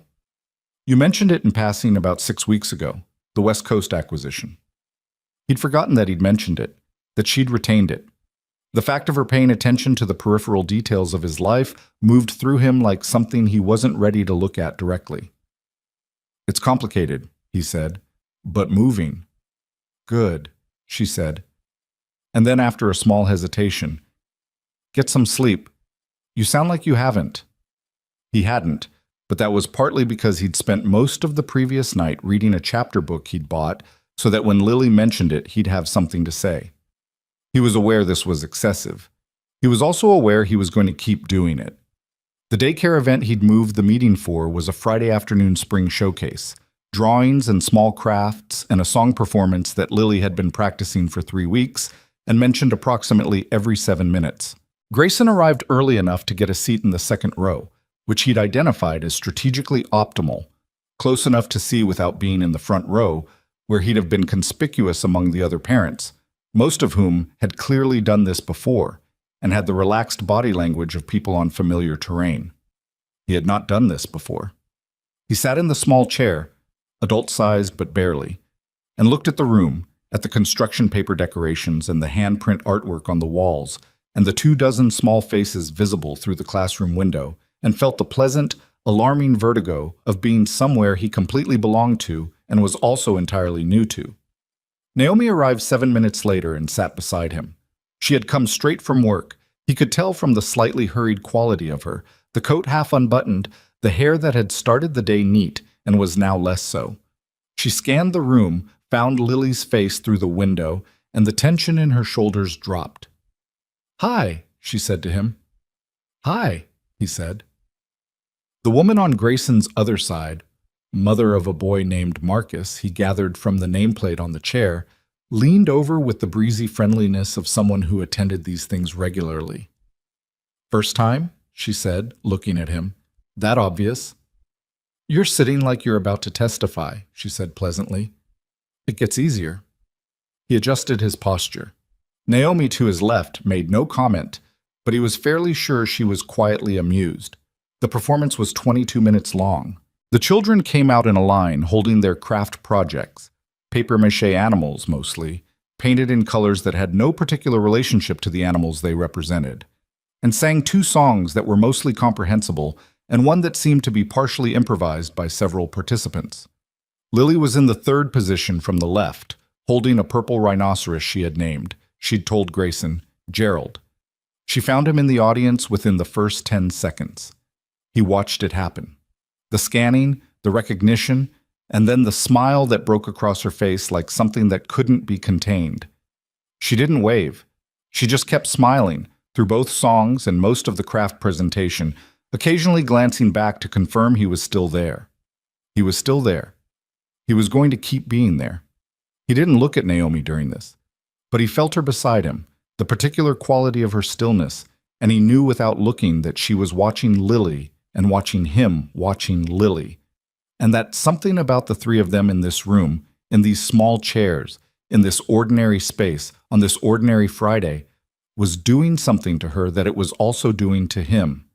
After the performance, the children were released into the room. Lily came directly to them, Gerald the rhinoceros under her arm, and she stopped in front of them both and looked back and forth between them with an expression of complete, uncomplicated satisfaction. "You both came," she said, as if confirming a fact she'd held as a hope. "We both came," Naomi said. Lily thrust Gerald toward Grayson. "You can hold him if you want. He's brave. He helped me be less nervous." He took the rhinoceros and held it with the seriousness the offer deserved. Lily watched him for a second and seemed satisfied, and then turned to Naomi to begin a detailed debrief of the performance with the focus of a director reviewing her own work. Grayson held the purple rhinoceros and watched his daughter talk to her mother with her hands moving and her face animated and her voice pitched at the volume children use when they haven't remembered yet that indoor voices are a thing. And the daycare room was loud and slightly too warm, and someone's child was crying in the corner, and it was nothing like the clean, controlled environment he'd spent 11 years building as a substitute for exactly this kind of thing. He wouldn't have traded it for anything. That was the thing he hadn't expected. Not that it would be important, he'd understood it would be important, but that it would be this ordinary, imperfect, slightly chaotic thing, and he would be sitting in it with a purple rhinoceros in his hands, feeling like he was exactly where he was supposed to be. Naomi caught his eye over Lily's head. Just for a moment. She looked at him the way she'd looked at him in the Natural History Museum. That brief, unguarded expression, the one that told him she was seeing something she hadn't expected to see. He looked back. Neither of them said anything. There was nothing to say yet. Or there was too much, which sometimes amounts to the same thing. Ms. Angela appeared beside them with the warm efficiency of a woman who had managed 100 of these moments. "She did beautifully," she said. "She's been asking every day whether her dad would come to the showcase." Grayson felt that move through him. "Yeah?" "Every day," Ms. Angela confirmed. Then she smiled and moved on to another family, leaving the word every day sitting in the air between him and Naomi. Every day. He'd come to her 4 years late. He was aware of that with a precision that didn't go away. But he was here now, and she was asking every day, and that was the thing about children. the way they could hold both the loss and the present without forcing you to choose which one mattered more. She missed what she'd never had, and she was happy about what she was getting, and she held both those things at once without the adult machinery of resentment and self-protection. He could learn something from that. He was trying to. On the walk out, Lily took one of each of their hands. She did it without asking, without comment, just reached up and took his hand with her right and Naomi's with her left, and walked between them through the daycare hallway and out into the mild spring afternoon. Neither of them pulled away. Neither of them mentioned it. They walked like that to the corner, where Naomi's car was parked. Lily climbed into her car seat with the practiced efficiency of someone who'd been doing it a long time, and Grayson buckled the seatbelt because it was on his side, and Lily waited with patient tolerance while he figured out the buckle mechanism, which took slightly longer than it should have. "It clicks twice," Lily said. "I hear one click." "There are two. The second one is quieter." He listened. There it was. A second, fainter click. "Got it," he said. "You'll learn," she said charitably. He stood up and Naomi was standing by the driver's door watching him, and there was that look again. The one he was beginning to be able to read slowly, the way you learn to read something written in a language you once knew and had mostly forgotten.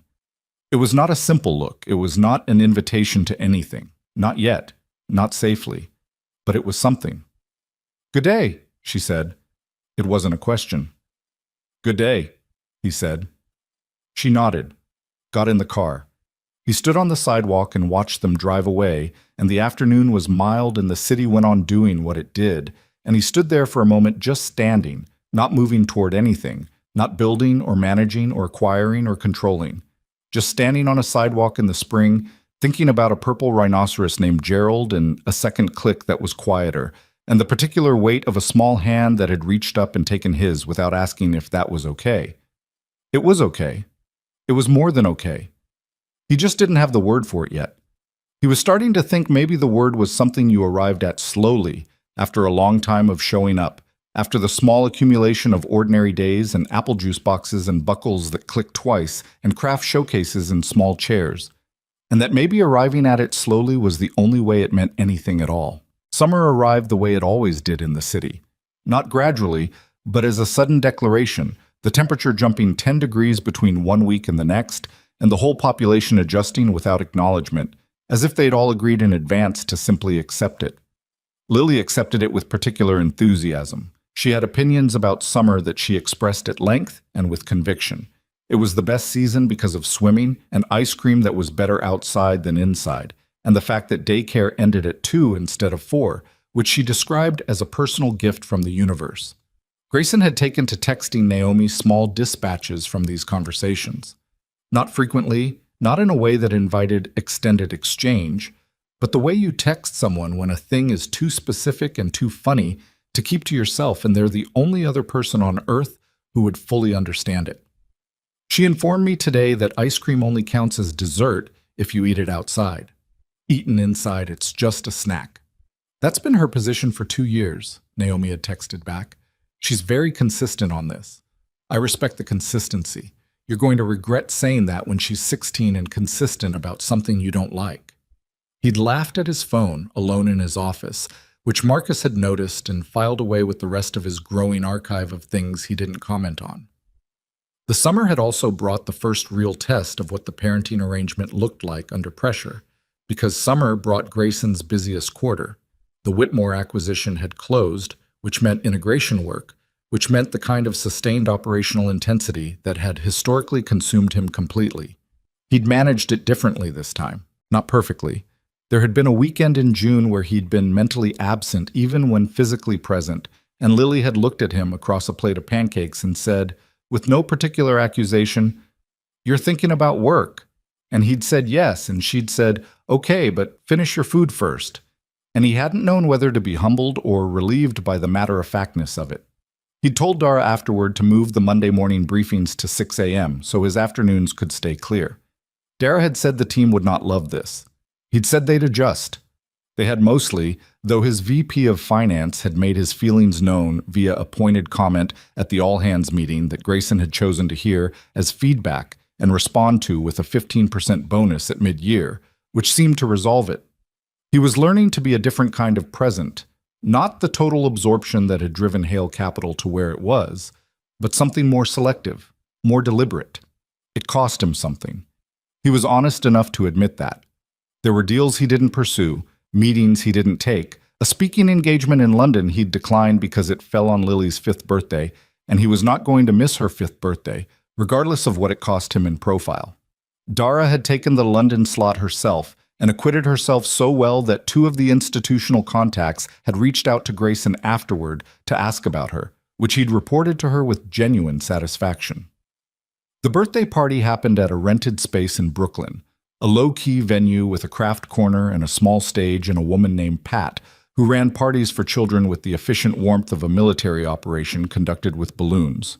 Naomi had planned it, had been planning it for months, and she had texted Grayson an invitation with the careful phrasing of someone who had thought about the wording. "Lily wants you there. I'd like you to be there too if you're able." He'd been there. He'd arrived 12 minutes before the guests and helped blow up balloons, which was humbling, and he'd watched Lily hold court over 15 4- and 5-year-olds with the kind of calm authority that he recognized, with a complicated feeling, as a trait they shared. Cecile had been there too, stationed at the food table with the jurisdiction of a woman who understood that food was love made practical. She'd brought the pancakes, despite the party being at 3 in the afternoon.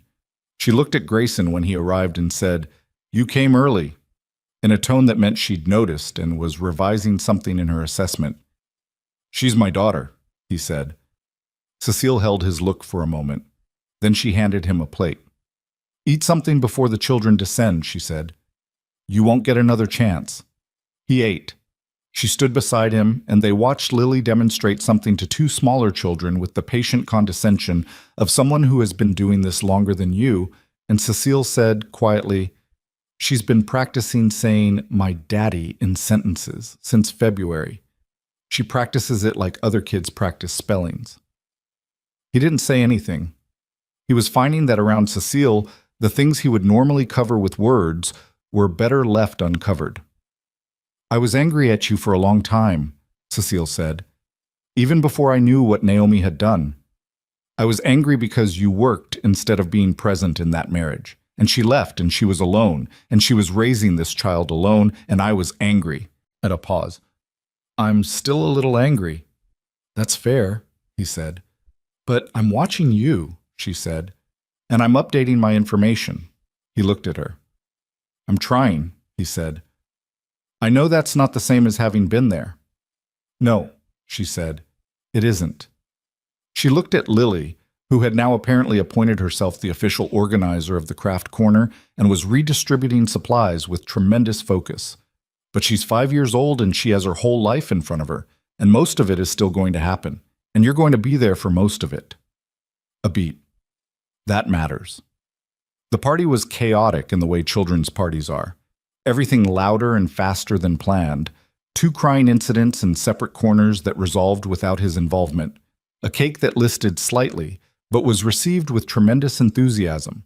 Lily blowing out candles with the full concentration of someone who believed in the power of intention and wasn't taking any chances. She'd asked Grayson to stand next to her for the candles. Not Naomi. Naomi was on the other side.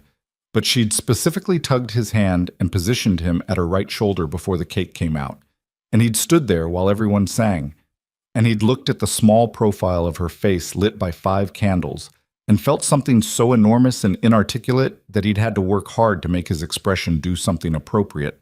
Naomi had seen it. She'd been watching him, and he'd known it. And when he'd finally looked at her across the cake, there had been something in her face that she hadn't completely managed to put away before he caught it.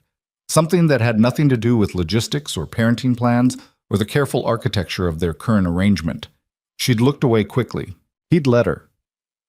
The week after the birthday was when the first real rupture happened. It came from a direction he hadn't anticipated, which was how ruptures generally operated. He'd gotten a call from a journalist at a financial publication, the kind of call that came in through his communications director with the usual framing. A profile piece, positive, focused on the Whitmore acquisition. He'd agreed to a brief interview, the kind he did a few times a year, and it had gone normally until toward the end when the journalist had asked, with the slightly performative casualness of someone who'd done their research, about reports that he'd become a father recently. He'd shut it down immediately, politely, professionally, with the kind of careful language that left no opening. The journalist had accepted it without visible disappointment, which meant they already had enough. The piece ran 4 days later. It was mostly about the acquisition. There were 2 paragraphs near the end, reported from unnamed sources, that mentioned a daughter and a co-parenting arrangement with his former wife. Nothing defamatory, nothing invasive, just the bare fact of it, in print, with his name attached. He called Naomi before she'd had a chance to read it. "I know about the piece," he said when she picked up. "I want you to know I didn't give them anything. They had sources I couldn't identify." A pause. "I saw it." "Naomi." "It's okay," she said. But her voice had a quality he recognized. That particular compression, the sound of someone holding something together. "It's not okay," he said. "It's your life too. And Lily's. Our agreement was that we control how this goes public and when. We didn't exactly put that in the parenting plan." "No," he said. "We should have." He was quiet for a second. "I'm sorry. I should have anticipated this faster." Another pause. Longer. "It's 2 paragraphs," she said finally. "It doesn't say anything harmful, but..." A breath. "I work at a mid-size firm, Grayson. My colleagues are going to read that, and they're going to have questions." "Tell me what you need," he said. "If it causes problems at work, if you need anything." "I don't need you to fix it," she said, with a flash of the old directness. "I just need you to have told me it was coming." "You're right," he said. "I should have flagged the interview." She seemed to accept that. The silence between them shifted from taut to something more tired. "We need a media policy," she said. "Something we both agree on. I'll have Carol draft something." "I have my own attorney." "I know. Have her look at it." "Okay." A long exhale. "Is Lily going to see it?" "She's 5, he said. "She's not reading financial publications." "Her daycare parents are." He hadn't thought of that. "I'll talk to Ms. Angela," he said. "Get ahead of it at school." "I already texted her," Naomi said. "This morning." Of course she had. She had spent 4 years managing everything alone, and the reflex didn't disappear overnight. The impulse to handle things herself before anyone else could get there. He noticed it without pointing it out, because pointing it out would have been about him being noticed for noticing, which was not the same as actually being useful. "Thank you," he said instead. She said nothing for a moment. Then, "You handled it right on the call. You should know that." "I should have moved faster." "Yes," she said, "but you handled it right." A beat. "That's what I mean." The media piece did cause ripples in the particular ecosystem of professional New York, where both of them operated, but they were manageable. 2 of Naomi's colleagues mentioned it with the carefully calibrated expression of people who are intensely curious and trying to appear casually curious. She deflected with the compression she was good at, and by the following week it had settled into background noise. What it had done, unexpectedly, was accelerate a conversation that Grayson had been aware of needing to have for some time. He and Naomi met for dinner, not the logistics-focused coffee of their earlier meetings, but dinner because Grayson had asked specifically, and Naomi had agreed after a pause just long enough to mean she'd thought about it. They met at a restaurant that was good, but not pointed. No candlelight, no particular ambiance, the kind of place where serious conversations could happen without the setting editorializing. She was there when he arrived. She had taken off her coat, which she hadn't done in his office 6 months ago, and she was wearing something that was her color, a dark green, something she'd always been drawn to. And she looked up when he came in with the slightly complicated expression she'd been wearing around him lately, the one he was getting better at reading. They ordered. They talked about Lily, as they always did, because Lily was the bedrock of any conversation between them now, the place they could always start. But then the food arrived, and Naomi looked at him across the table with a look that said she knew this wasn't just dinner. "The piece," he said. "It bothered me more than I let on. Not because of the press." She waited. "Because it made me realize that people are going to define this, whatever this is, before we've had a chance to figure out what it is ourselves." He looked at his food, then back at her. "And I don't know what it is. I know what we were. I know what we are now, which is Lily's parents, which is the most important thing, but I don't know what else it is." Naomi was quiet for a moment. The restaurant made its ordinary sounds around them. "What do you want it to be?" she asked. "I don't know if what I want is a useful starting point," he said. "I broke the marriage. I wasn't present enough. I know that. What I want now could just be me wanting something that didn't cost me anything the first time because I didn't value it correctly." She looked at him with an expression he couldn't entirely decode. "That's a self-aware thing to say." "I've had a year of sitting with the accounting," he said. "You have a lot of time to look at things clearly when there's a 5-year-old periodically telling you that your priorities are wrong." She said that? She said it with a look. She's efficient. The corner of Naomi's mouth moved. Not quite a smile, but adjacent. Then it faded and she was looking at him seriously again, with the eyes that he had once known how to read without effort and was now having to relearn. "I made a decision 4 years ago," she said. "A bad one. A scared one. I've owned that. But I need you to understand, the marriage was also, it wasn't just your absence. I was disappearing inside it too. I stopped telling you things because you weren't really listening, and I stopped asking you to listen because I was tired of the asking." She shook her head slightly. "We both let it happen. I just had the paperwork drafted first." He had known this. He'd known it in the abstract, the way you know a thing you've been told by a therapist you eventually stopped seeing. But hearing her say it, here, at this table, in this way, put a different quality on it. It made it theirs, shared, not a verdict one of them held against the other. "I know," he said. "I'm not saying that so we can—" She stopped. "I'm not laying the groundwork for something. I just need you to know that I know it was both of us." "Naomi." She looked at him. "I'm not in a hurry," he said. "I'm not trying to rebuild something on top of what fell down. I just wanted to have this conversation, to be honest about what I'm thinking, so you know where I am." He paused.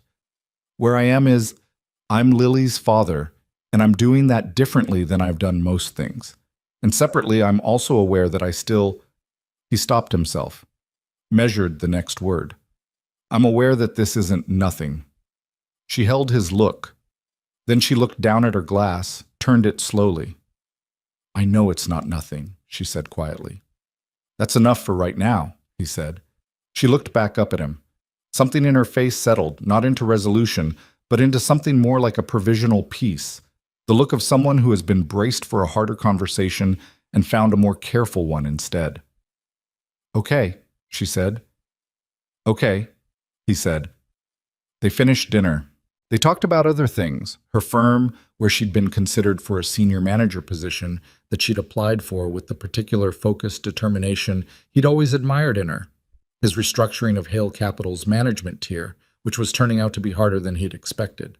A book Lily had become obsessed with that, featured a small bear and a large problem and a satisfying resolution that she demanded be reread with no variation. The conversation was not easy in the way that easy conversations are easy, but it was honest, and honest had always been what they were best at when they chose to be. He walked her to her car. The summer evening was warm enough that neither of them moved quickly, and the street had that particular quality of late June nights in the city. Still full of people and light and the sense that something is happening somewhere, and the only choice is whether to go toward it. They stopped at her car and looked at each other on the sidewalk, and there was a moment, brief, specific, fully felt by both of them, he was certain of it, where the space between them had the quality of a decision point, where something could have happened and didn't, not because the temperature wasn't there, but because neither of them was ready to spend something they'd just begun to save. She put her hand on his arm, briefly. "Thank you," she said, "for being honest." "Thank you for the same," he said. She got in her car. He stood on the sidewalk and watched her taillights disappear, and then stood there a little longer, not going anywhere, just standing in the warm June dark while the city moved around him. The honest thing was that he loved her. He had probably never stopped, not in the way that love becomes furniture you move around rather than a thing you feel. It had been there beneath everything, beneath the anger and the grief and the 4-year accounting, beneath the careful management of their current arrangement. He wasn't under any illusion about what that meant. Loving someone was not the same as being capable of the daily, unglamorous, non-negotiable work of a shared life. He had failed at that once already, and he was not interested in the version of himself who used love as a reason to rush towards something he hadn't yet proven he could sustain. But something was different now.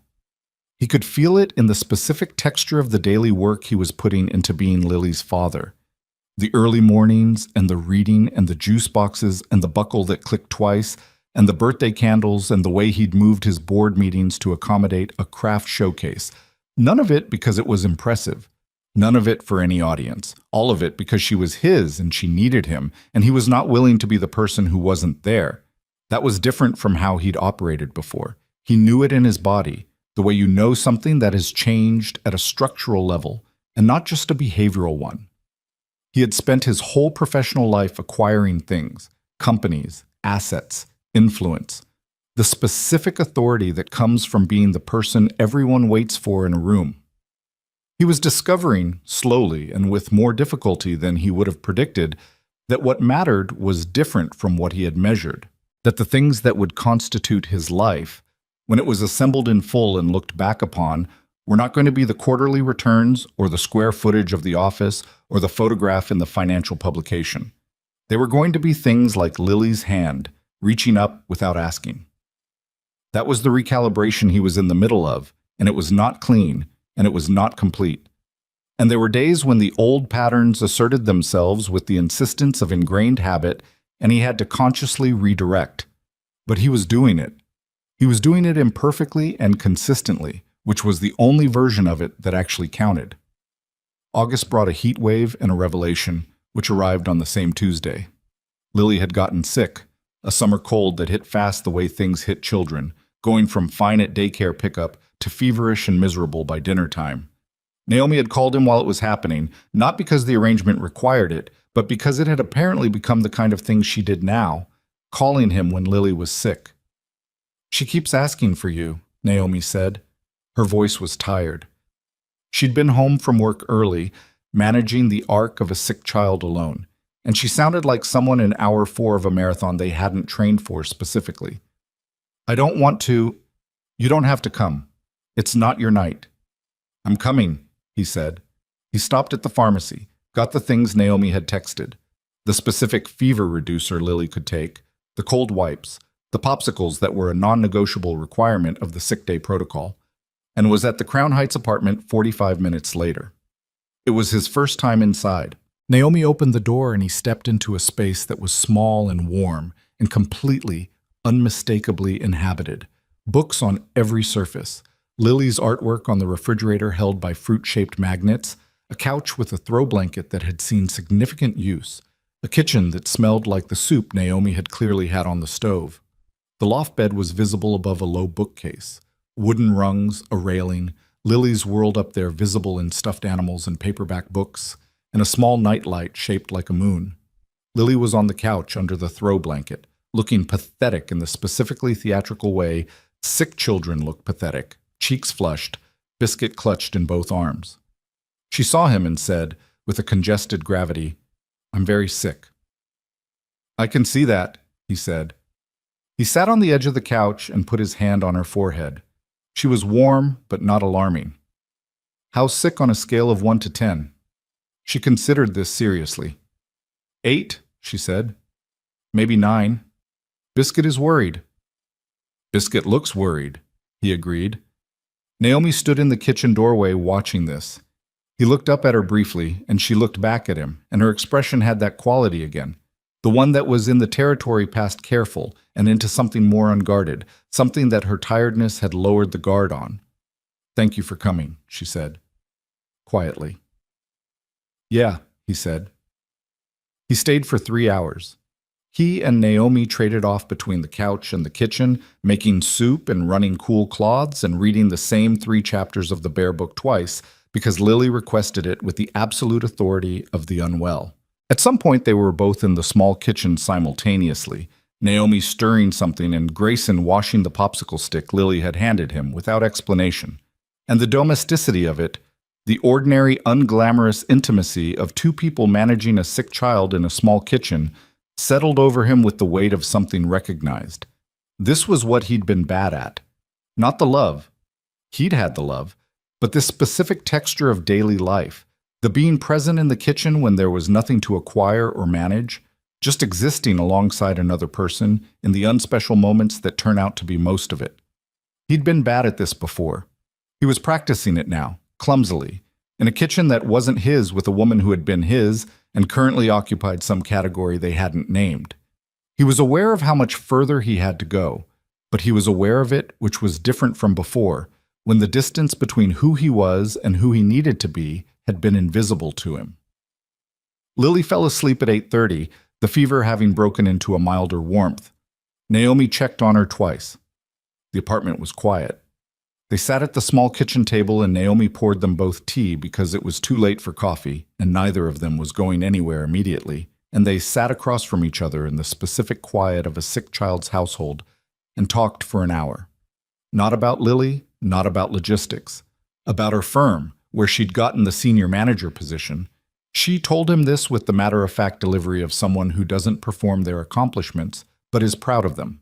About his mother, who was flying in from Connecticut in September and had asked about Lily with an intensity of interest that had made him realize he was going to need to arrange that introduction carefully.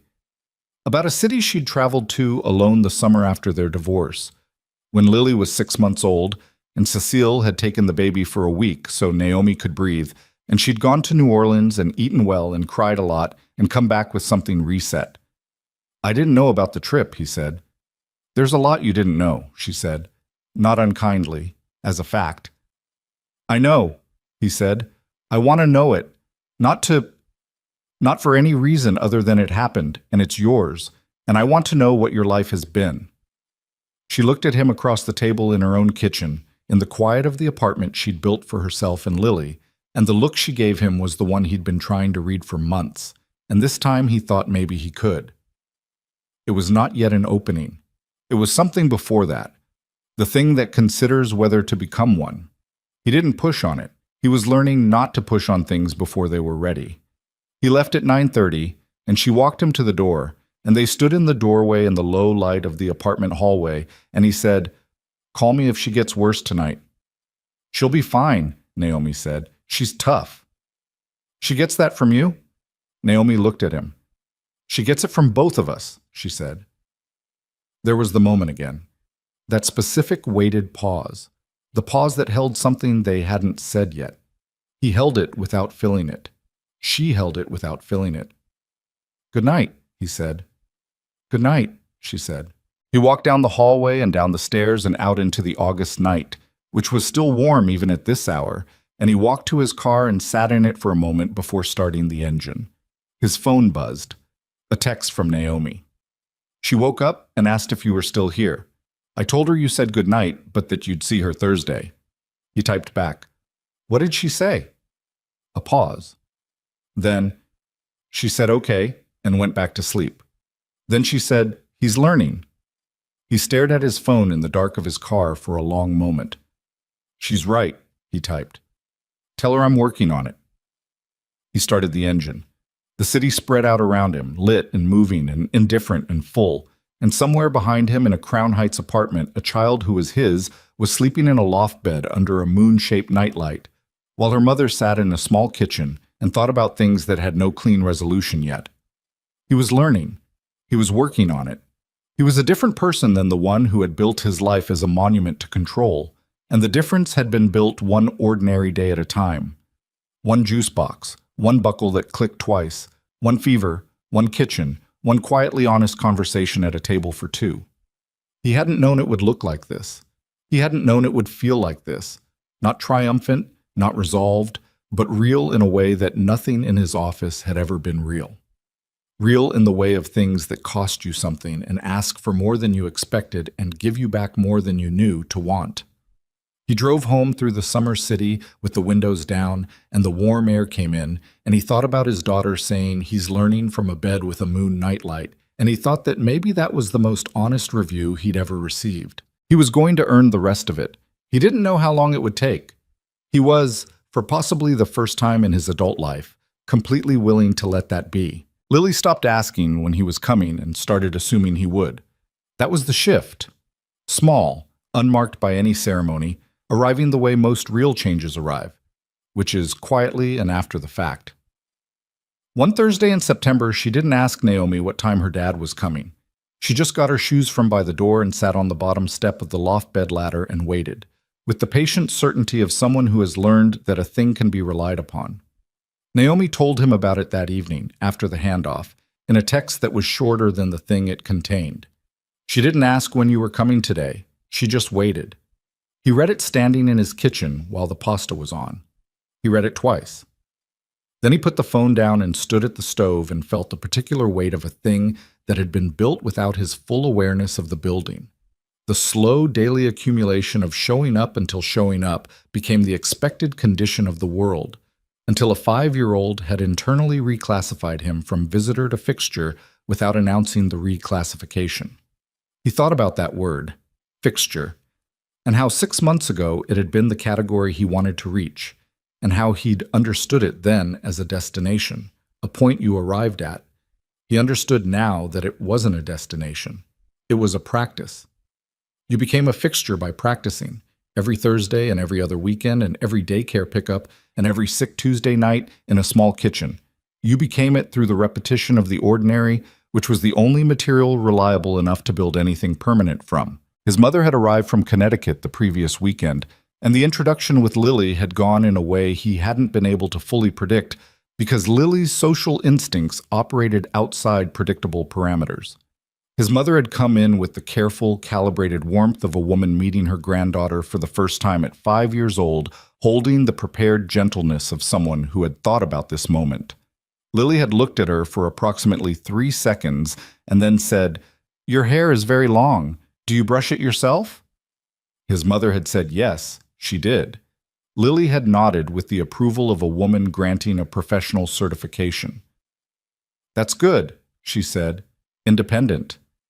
His mother had looked at him over Lily's head with an expression that said many things without saying any of them, and then she'd sat down on the couch next to Lily and said, "Your father tells me you're building a city in the sandbox at daycare." "It's almost done," Lily had said. "We need more people, though. Cities need people." "That's very true," his mother said. "How do you get more people?" Lily considered this with genuine intellectual engagement. "Probably you make the city nicer, and then people want to come." His mother had looked at him again. He'd kept his face very still. They'd spent the afternoon together, the three of them, in his apartment, and then at a park nearby, and he'd watched his mother watch Lily with the specific intensity of a woman who had been a grandmother for 6 hours and was already completely rearranging her internal priorities. When he walked her to her car that evening, Lily was upstairs with Rosa eating crackers, and his mother had stood on the sidewalk and looked at him and said, "She's exactly who I was afraid you'd miss." I know," he said. "She looks like your father," she said. It was the first time she'd mentioned his father in years, not with bitterness, just noting a fact about the face of a 5-year-old who had no part in the history attached to it. The eyes. "I know," he said. "Don't be your father," she said. Not as an accusation, as a very specific wish. "I'm trying not to be," he said. She'd squeezed his arm and gotten in the car, and he'd gone back upstairs to his daughter and the crackers. The thing about becoming a father late, arriving at it sideways through a door you didn't know existed, was that you had no learning curve with low stakes. Everything was already at stakes that mattered. You couldn't practice on the small things first, the way parents who start from birth practice.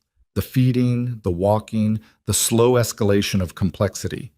He'd arrived mid-narrative, into a child who was already herself, already formed in her preferences and her humor and her specific philosophy about cats and elevator buttons and burned grilled cheese corners, and he'd had to learn her as a whole person rather than building the knowledge incrementally. It was harder than he'd expected, and it had given him something that starting from the beginning might not have. The ability to see her clearly without the accumulated assumptions that form when you watch someone become themselves. He'd met her as a person first. That was a different kind of knowing. October brought a development at Naomi's firm that she mentioned on a Thursday night during the handoff. the kind of mention that sounded casual but wasn't. "The Chicago office is expanding," she said. She was watching Lily put on her coat, her attention nominally on that task. "They want someone to head the new project management division." He went still. "They want you?" "They're considering me," she said. "The salary is—" She named a number that was significantly more than she was currently making, which he knew because they had, at some point in the autumn, begun the strange intimacy of knowing each other's financial situations again. Not all of it, but the outlines. He looked at her. She was still watching Lily, who had gotten one arm in the coat and was having a principled disagreement with the second sleeve. "What are you thinking?" he said. "I'm thinking I haven't decided anything." She finally looked at him. "I'm thinking I wanted you to know." That she wanted him to know, that it had been her instinct to tell him rather than to decide first and inform after, was something he noticed. He filed it alongside all the other things he'd been filing for months, the slow accumulation of a pattern that he hadn't let himself name yet, because naming it felt like pressure, and pressure was the wrong currency for what they were building. "It would change the arrangement," he said. "I know." "Significantly." "I know, Grayson." Not sharp, just clear. He looked at Lily, who had conquered the second sleeve and was now engaged in the ritual of checking Biscuit's positioning under her arm. He thought about what it would mean, not the logistical version of it, the attorneys and the amended parenting plan, but the real version. The Thursday evenings that wouldn't be Thursday evenings, the daycare pickups, the way Lily had stopped asking when he was coming. "Is it what you want?" he asked. Naomi was quiet for a moment. The specific quiet of someone running an honest answer past a series of complications before releasing it. "It's a significant opportunity," she said, "and I've been in this city since I was 23, and I've wondered sometimes what else—" She stopped. "I don't know. I haven't let myself want things that disrupted the plan. The plan was always Lily first, and then everything else fits around it. This is the first thing in 5 years that doesn't fit around it." "Because of me," he said. "Because of you," she said, simply. Lily appeared in front of them. She had the unerring instinct of a child for the moment when adult conversation had reached maximum significance. "Are you talking about something important?" "Yes," Grayson said. "Okay." She appeared satisfied by the honesty and went to stand by the door. He looked back at Naomi. "Don't decide for the wrong reasons," he said. "If it's what you want, we figure out the rest. We've figured out harder things." Something moved across her face, something he recognized from the early days of knowing her. That particular expression she had when she'd been prepared for a certain kind of response and received a different one. When the thing that happened contradicted her expectation in a way that required recalibration. "I'll tell you when I know," she said. "Yeah," he said. She took Lily's hand and they left, and he stood in the hallway for a moment before closing the door. And he thought about Chicago with the uncomfortable honesty of someone trying not to let what he wanted color his reading of what was right. She told him 3 weeks later that she wasn't taking it. They were at the diner on Lexington. Their diner, by this point, the place where things got said that needed to be said somewhere neutral and ordinary. She sat across from him with her coffee and told him with the level directness she brought to decisions she'd actually made, not tentative ones. "I thought about it for 2 weeks," she said, "and I realized I was considering it partly as an exit, a way to reset the situation without having to—" She paused. "Without having to deal with what the situation actually is." He waited. "The situation," she said, "is that you're different than you were." She looked at him steadily. "I wasn't prepared for that. I came to your office a year ago prepared to handle a version of you I knew, and You've consistently been something I didn't expect, and I didn't have a plan for that." "I know you didn't," he said. "I'm not there yet," she said. "I want to be honest. I'm not standing here ready to— I need more time. I need to keep watching. I need to know this isn't a version of you that exists because of the situation and disappears when the situation stabilizes." "That's fair," he said. "I'm not saying no to anything," she said carefully. "I'm saying I'm watching." "I know you are," he said. "I'm okay with that." She looked at him with the look he'd finally learned to read in full. that complex, layered expression that held the history and the present and the careful inventory of what she was willing to risk. It was not simple, and it was not uncomplicated, and it was not a thing that two people who had hurt each other and rebuilt something adjacent to trust arrived at quickly or cleanly. But it was real. It was the realest look he'd received in years. "Okay," she said. "Okay," he said. They drank their coffee. The diner made its ordinary sounds. Outside, New York did what it always did in October. Went gray and golden, and somehow both at once, the leaves doing their brief annual work. November came in quiet and then turned complicated the way November tends to. It was a Sunday morning at his apartment, his weekend with Lily, when she said the things she'd been carrying for a while. He didn't know she'd been carrying it until it came out, which was how children release the things they held. Not with buildup, not with a chosen moment, but in the middle of something else, when their internal pressure finally exceeded their capacity to contain. They were making pancakes. He had gotten reasonably good at pancakes by this point. His mother's recipe, scratch, the chemical flavor successfully absent according to the most exacting reviewer in his life. Lily was standing on her step stool at the counter with him, with the proprietary confidence of someone who had officially claimed this as a shared activity, stirring the batter with the focused attention she brought to processes she'd decided were important. "Daddy," she said in the careful voice she used when she was about to ask something she'd rehearsed. "Yeah? Are you and Mama going to get married again?" He looked at her profile. She was still stirring, watching the batter, not looking at him. "Why are you asking?" he said. He kept his voice level, making room. "Sophie's parents got divorced and then got married again," she said. "Sophie said they're a family again now." A pause, the spoon going slow circles. "I want to know if we're a family." He set down the measuring cup. He turned toward her, and she looked up at him with the gray eyes that were his and the steady, earnest expression that was all her own. "We are a family," he said. "Already. Right now, this morning, making these pancakes, we're a family. That's not a thing that requires us to be married to be true." She considered this with the rigor she applied to all propositions. "But Sophie's family lives together." "Some families do," he said, "and some families live in different houses and love each other just as much. What makes a family isn't one house. It's the people who show up for you." She looked at him. "You show up," she said. It was not a compliment exactly, just an observed fact, documented and noted. "Yeah," he said, "I do." "You used to not," she said.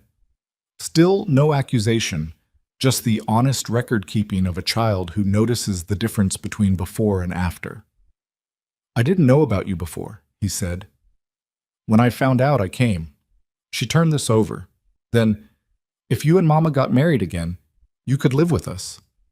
"I know," he said, "but that's a decision for me and Mama, and it's not something to rush. Do you understand what rushing means?" "Going too fast," she said, "like when you're cooking and you put in the flour too fast and it gets lumpy." "Exactly," he said. "Some things need to be done at the right speed or they don't come out right." She seemed to find this satisfying, the flour metaphor locating the concept in a domain she trusted. She returned to stirring. "Okay," she said, "but I think you should think about it." "I am thinking about it," he said. She looked up again, surprised. Then the smile, the full unguarded one, broke across her face. "Okay," she said. "That's good." He told Naomi about the conversation that evening. He texted her first. "Lily had a question today. Can I call?" She called him. He told her, and she was quiet for a long time on the other end. "What did you tell her?" Naomi asked. He told her. Another silence. "You told her you were thinking about it," Naomi said. Not quite a question. "I told her the truth," he said. "Grayson, I know," he said. "I know where we are. I'm not going to do anything to destabilize what's working, but I'm not going to lie to my daughter either." A long breath on the other end. "She's 5, Naomi said. "She's going to hold on to that." "I know," he said. "So will I." The silence that followed was different from the earlier silences in their year of phone calls and diner tables and kitchen conversations. It had a different weight, the weight of two people who were standing at the edge of something they could both see and had agreed, by unspoken compact, not to approach until they were certain they could do it without destroying everything they'd built to get there. "I need more time," Naomi said again, but softer this time, as if the word more was smaller than it had been 3 weeks ago. "I know," he said. "I've got time." December arrived, and with it the first Christmas. He had not spent Christmas with Lily the previous year. The arrangement had been new, they'd been navigating carefully, and Naomi had gone to her mother's in Westchester, and he'd worked, because working on Christmas was a habit he'd developed in the years of the marriage, when the alternative was sitting in an apartment feeling the absence of something he hadn't known how to keep. This December was different. The parenting plan had them splitting the holiday, Christmas Eve with him, Christmas Day with Naomi and Cecile. He had spent 2 weeks preparing for Christmas Eve with the focused intensity he normally directed at M&A targets, which Dara had observed and remarked upon with the single comment, "I have never seen you research gift wrap." "There are techniques," he'd said. "There are," she'd agreed. "How is she?" "She requested a purple bicycle," he said. "Specific shade. She brought me a paint chip." Dara had smiled. "The real one, not the professional one." "You're different," she said. "Since her." He'd looked at her. "I know. Better different," she said. He'd let that sit. It was not the kind of assessment he'd historically needed from people. He'd run on the internal conviction that he knew what he was doing and he did it well, and external assessments had been data points rather than sustenance.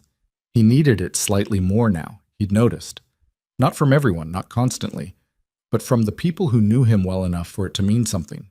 He was becoming, in some incremental way, someone who needed people. That was new. He wasn't sure it was comfortable yet, but he was no longer sure comfort was the measure of whether something was right. Christmas Eve was at his apartment, which he had, for the first time in 3 years, put things on the walls. Photographs. One of Lily from the birthday party, mid-laugh at something off camera. One of himself and Lily at the Natural History Museum, taken by Naomi without announcing she was taking it, which she'd texted him 2 months later with no comment attached. One of his mother and Lily on the park bench from September, his mother's face doing the thing it did when she was trying not to show how much something meant to her. It was a small gallery, unplanned, assembled from the specific evidence of the last year of his life. It looked like somewhere someone actually lived. Lily noticed immediately. She stood in the hallway, examining each photograph with the seriousness of a curator, and then she pointed at the one from the museum and said, "Mama took that one." "Yeah," he said, "she did." "She's good at pictures," Lily said. Then she moved on, satisfied, carrying the fact of the photograph and what it meant about where it lived into the rest of the evening without further comment. Naomi dropped her off at 5. She came inside because the Christmas bag required coordination, and she stood in the living room for a moment and saw the photographs. She looked at them without saying anything. Then she looked at the apartment more broadly, the things on the walls, the evidence of inhabitation, the small accumulated signals of a person who had decided to actually live somewhere. "You changed it," she said.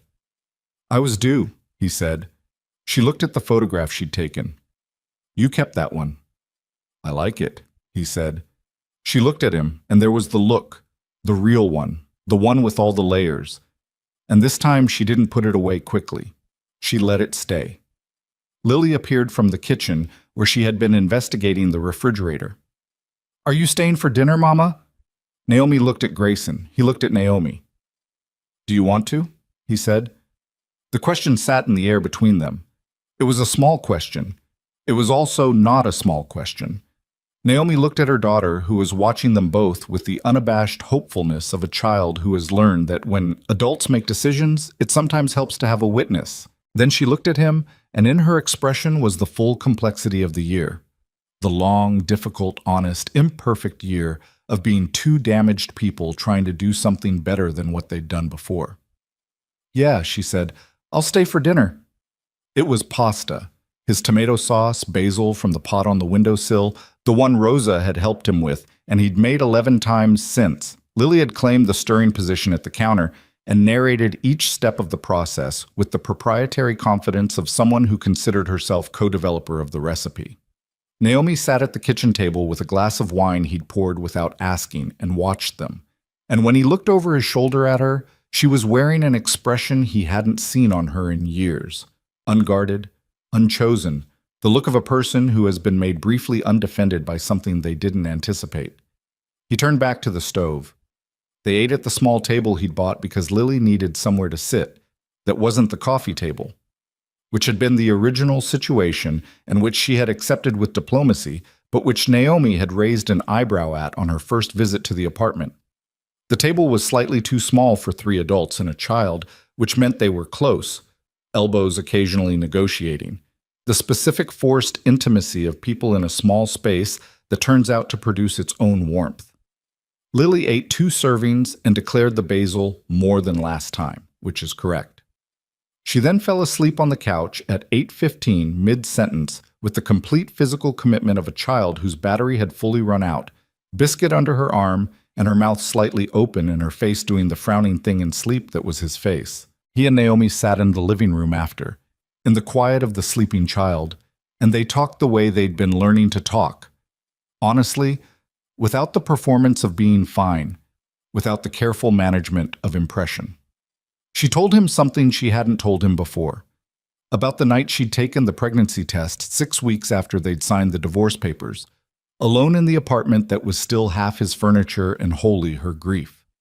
She described sitting on the bathroom floor for a long time, not because the floor was the right place to process it, but because sometimes your legs just stop cooperating.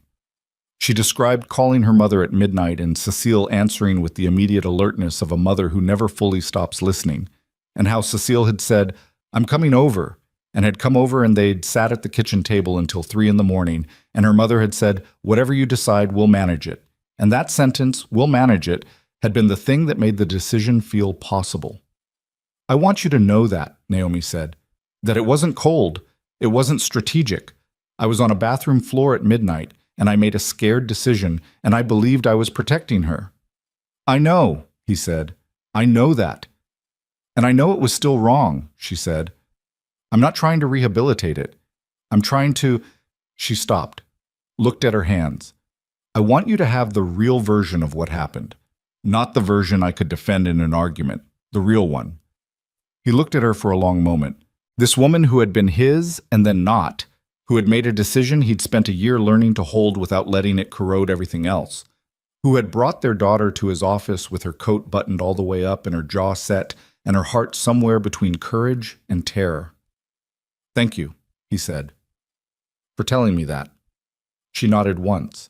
Then she looked at Lily, and something in her expression went soft in a way it only went when she was looking at their daughter. "She asked me last week if I thought you were handsome," she said. He blinked. "What?"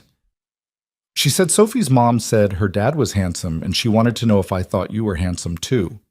A pause. "I told her you were okay." "Okay," he repeated. "She said she thought you were very handsome." Naomi looked at him with dry amusement. "So you have one strong review." "I'll take it," he said. The amusement faded into something quieter. They sat in the quiet of the apartment with the sleeping child between them on the couch, and the photographs on the wall, and the remains of the dinner, and the full weight of the year in the room with them. All of it. The office, the divorce papers, the bathroom floor at midnight, the diner, the school showcase in the small chairs, the summer kitchen, the buckle that clicked twice, the flower metaphor, the purple rhinoceros named Gerald, all of it. And Grayson thought that life was like that, actually. It didn't edit itself. It kept everything in the room with you, the damage and the recovery, the loss and the thing you'd built from it. And the question was never whether you could make the room clean again because you couldn't. The question was whether what you built going forward was strong enough to hold the weight of everything that was already in there. He thought they might be building something strong enough, slowly, imperfectly, without any guarantee. "Naomi," he said. She looked at him. "I'm not in a hurry," he said. "I told you that before and I meant it then and I mean it more now, but I want to say clearly, once, so it's said and you have it, that this last year has been the most important year of my life. Not because of what I gained, because of what I learned about the difference between the life I had and the life I was capable of. He paused. I'm not the same person I was when we were married. I don't expect you to believe that on the basis of a year, but I'm asking you to keep watching, as long as it takes. Naomi looked at him for a long time, the kind of look that takes stock of everything it sees, that doesn't give anything away prematurely, that belongs to a woman who has been careful with herself for good reasons and is trying to determine whether the reasons still apply in their original form. Then she reached across the small space between them on the couch and put her hand over his. Not dramatically, not with ceremony, just the simple, deliberate weight of her hand on his, in the quiet of the room where their daughter was sleeping. I'm watching, she said. They sat like that for a while, in the specific warmth of a thing that was not yet what it might become, but was no longer what it had been, and the city made its December sounds outside the window, and Lily breathed in the slow, even rhythm of a child who is completely safe. He thought about what he would have told himself 2 years ago. The man in the recycled air office who had built a life as a monument to control, who had policies about visitors and feelings about his own existence that kept it clean and managed and fundamentally alone. He would have told that man, the thing you're protecting yourself from is the only thing worth having. He would have said it kindly because that man had been doing his best with what he knew, which was the thing you had to extend to yourself and to other people before any of this was possible. The understanding that most damage is done from a scared place, not a malicious one, and that the accounting of who failed whom is less useful than the question of what you do next.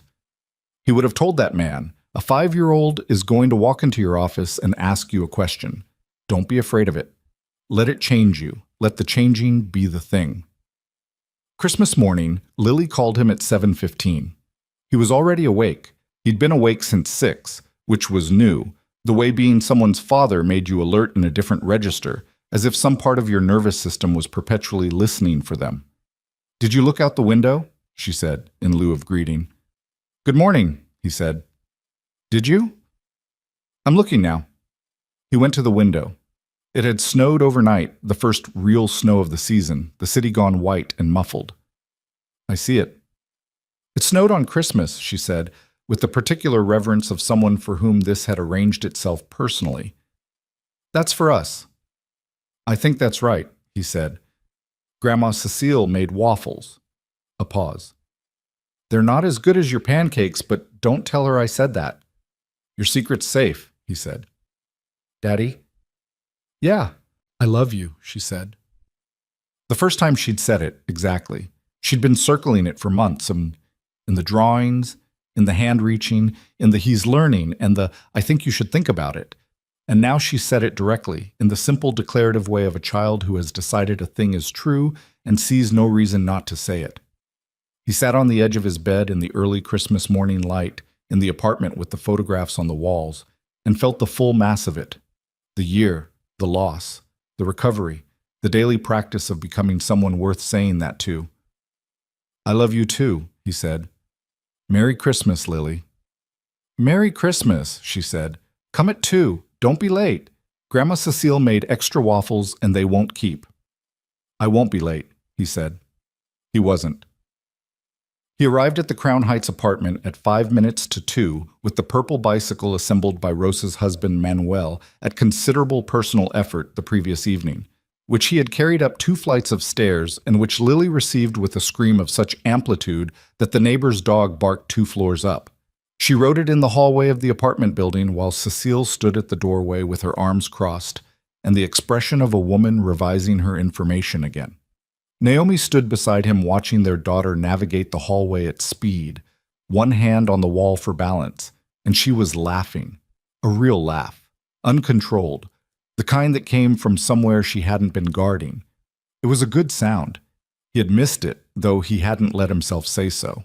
Later, after the waffles and the riding and the evening winding down, after Cecile had given him a full embrace that surprised him with its completeness, and told him without words that the information revision was ongoing and in his favor, after Lily had been put to bed in the loft bed under the moon nightlight, with biscuit and 3 books and a compromise at 2.5. After all of it, he stood at the door with Naomi in the low hallway light, and she leaned against the doorframe with the ease of a woman in her own home, and they looked at each other in the familiar way of two people who have gotten somewhere together through routes neither of them would have designed. "Next year," she said, not proposing anything, just noting that there would be one. "Next year," he said. She looked at him. The look with all its layers, and this time something in it was different. Something had shifted in the careful inventory she maintained. Some item moved from the column of uncertain to the column of known. "You should go," she said, "before it gets too late." "Yeah," he said. But neither of them moved for a moment. Then she said quietly, not with drama, without any performance, in the way you say a thing when you've been holding it long enough that it's become more work to hold than to release. "Next Christmas, maybe you don't have to leave." He looked at her. She held the look. "Maybe?" she said again. "Don't. I'm still watching." "I know," he said. "I know you are." "But maybe," she said. He nodded. He didn't push on it, didn't ask what it meant or try to locate it on a timeline or negotiate its terms. He just accepted it as the thing it was. A careful door, not open, but no longer quite closed, held in a space between that was exactly the right place for it to be given everything they knew about what happened when they moved too fast or assumed too much, or protected themselves so thoroughly that nothing real could get through. He said goodnight. He meant it the way you mean things that have been earned. He walked down the 2 flights of stairs and out into the Christmas snow, which was still on the ground, the city gone quiet the way it went quiet on holidays, and he stood on the sidewalk outside the building where his daughter was sleeping in a loft bed and his, whatever she was, whatever the right word was, the word they hadn't settled on yet but were moving toward, was standing in a doorway on the 2nd floor.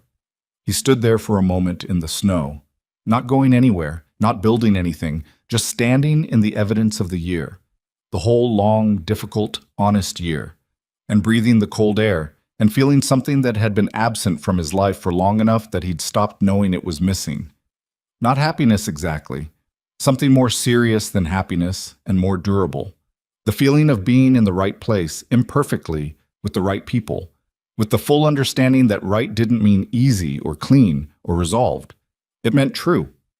It meant built from the actual material of 2 people's actual lives, the damage and the effort and the slowly accumulated ordinary days, and that was what made it hold. He looked up at the lit window of the 2nd floor. He couldn't see her from down here, but the light was on. He put his hands in his pockets and walked toward his car, through the Christmas snow, in no particular hurry. He had somewhere to be. He had people. He had a daughter who loved him and said so, and a woman who was watching and moving, slowly, toward something neither of them had words for yet, and a year behind him of learning what it meant to show up. That was enough. That was more than enough. That was, he thought, as close to everything as most people ever got. Not the life without damage, but the life that had found its way toward something real on the other side of it. He got in the car. He drove home through the quiet city, the snow falling again, soft and ordinary and enough.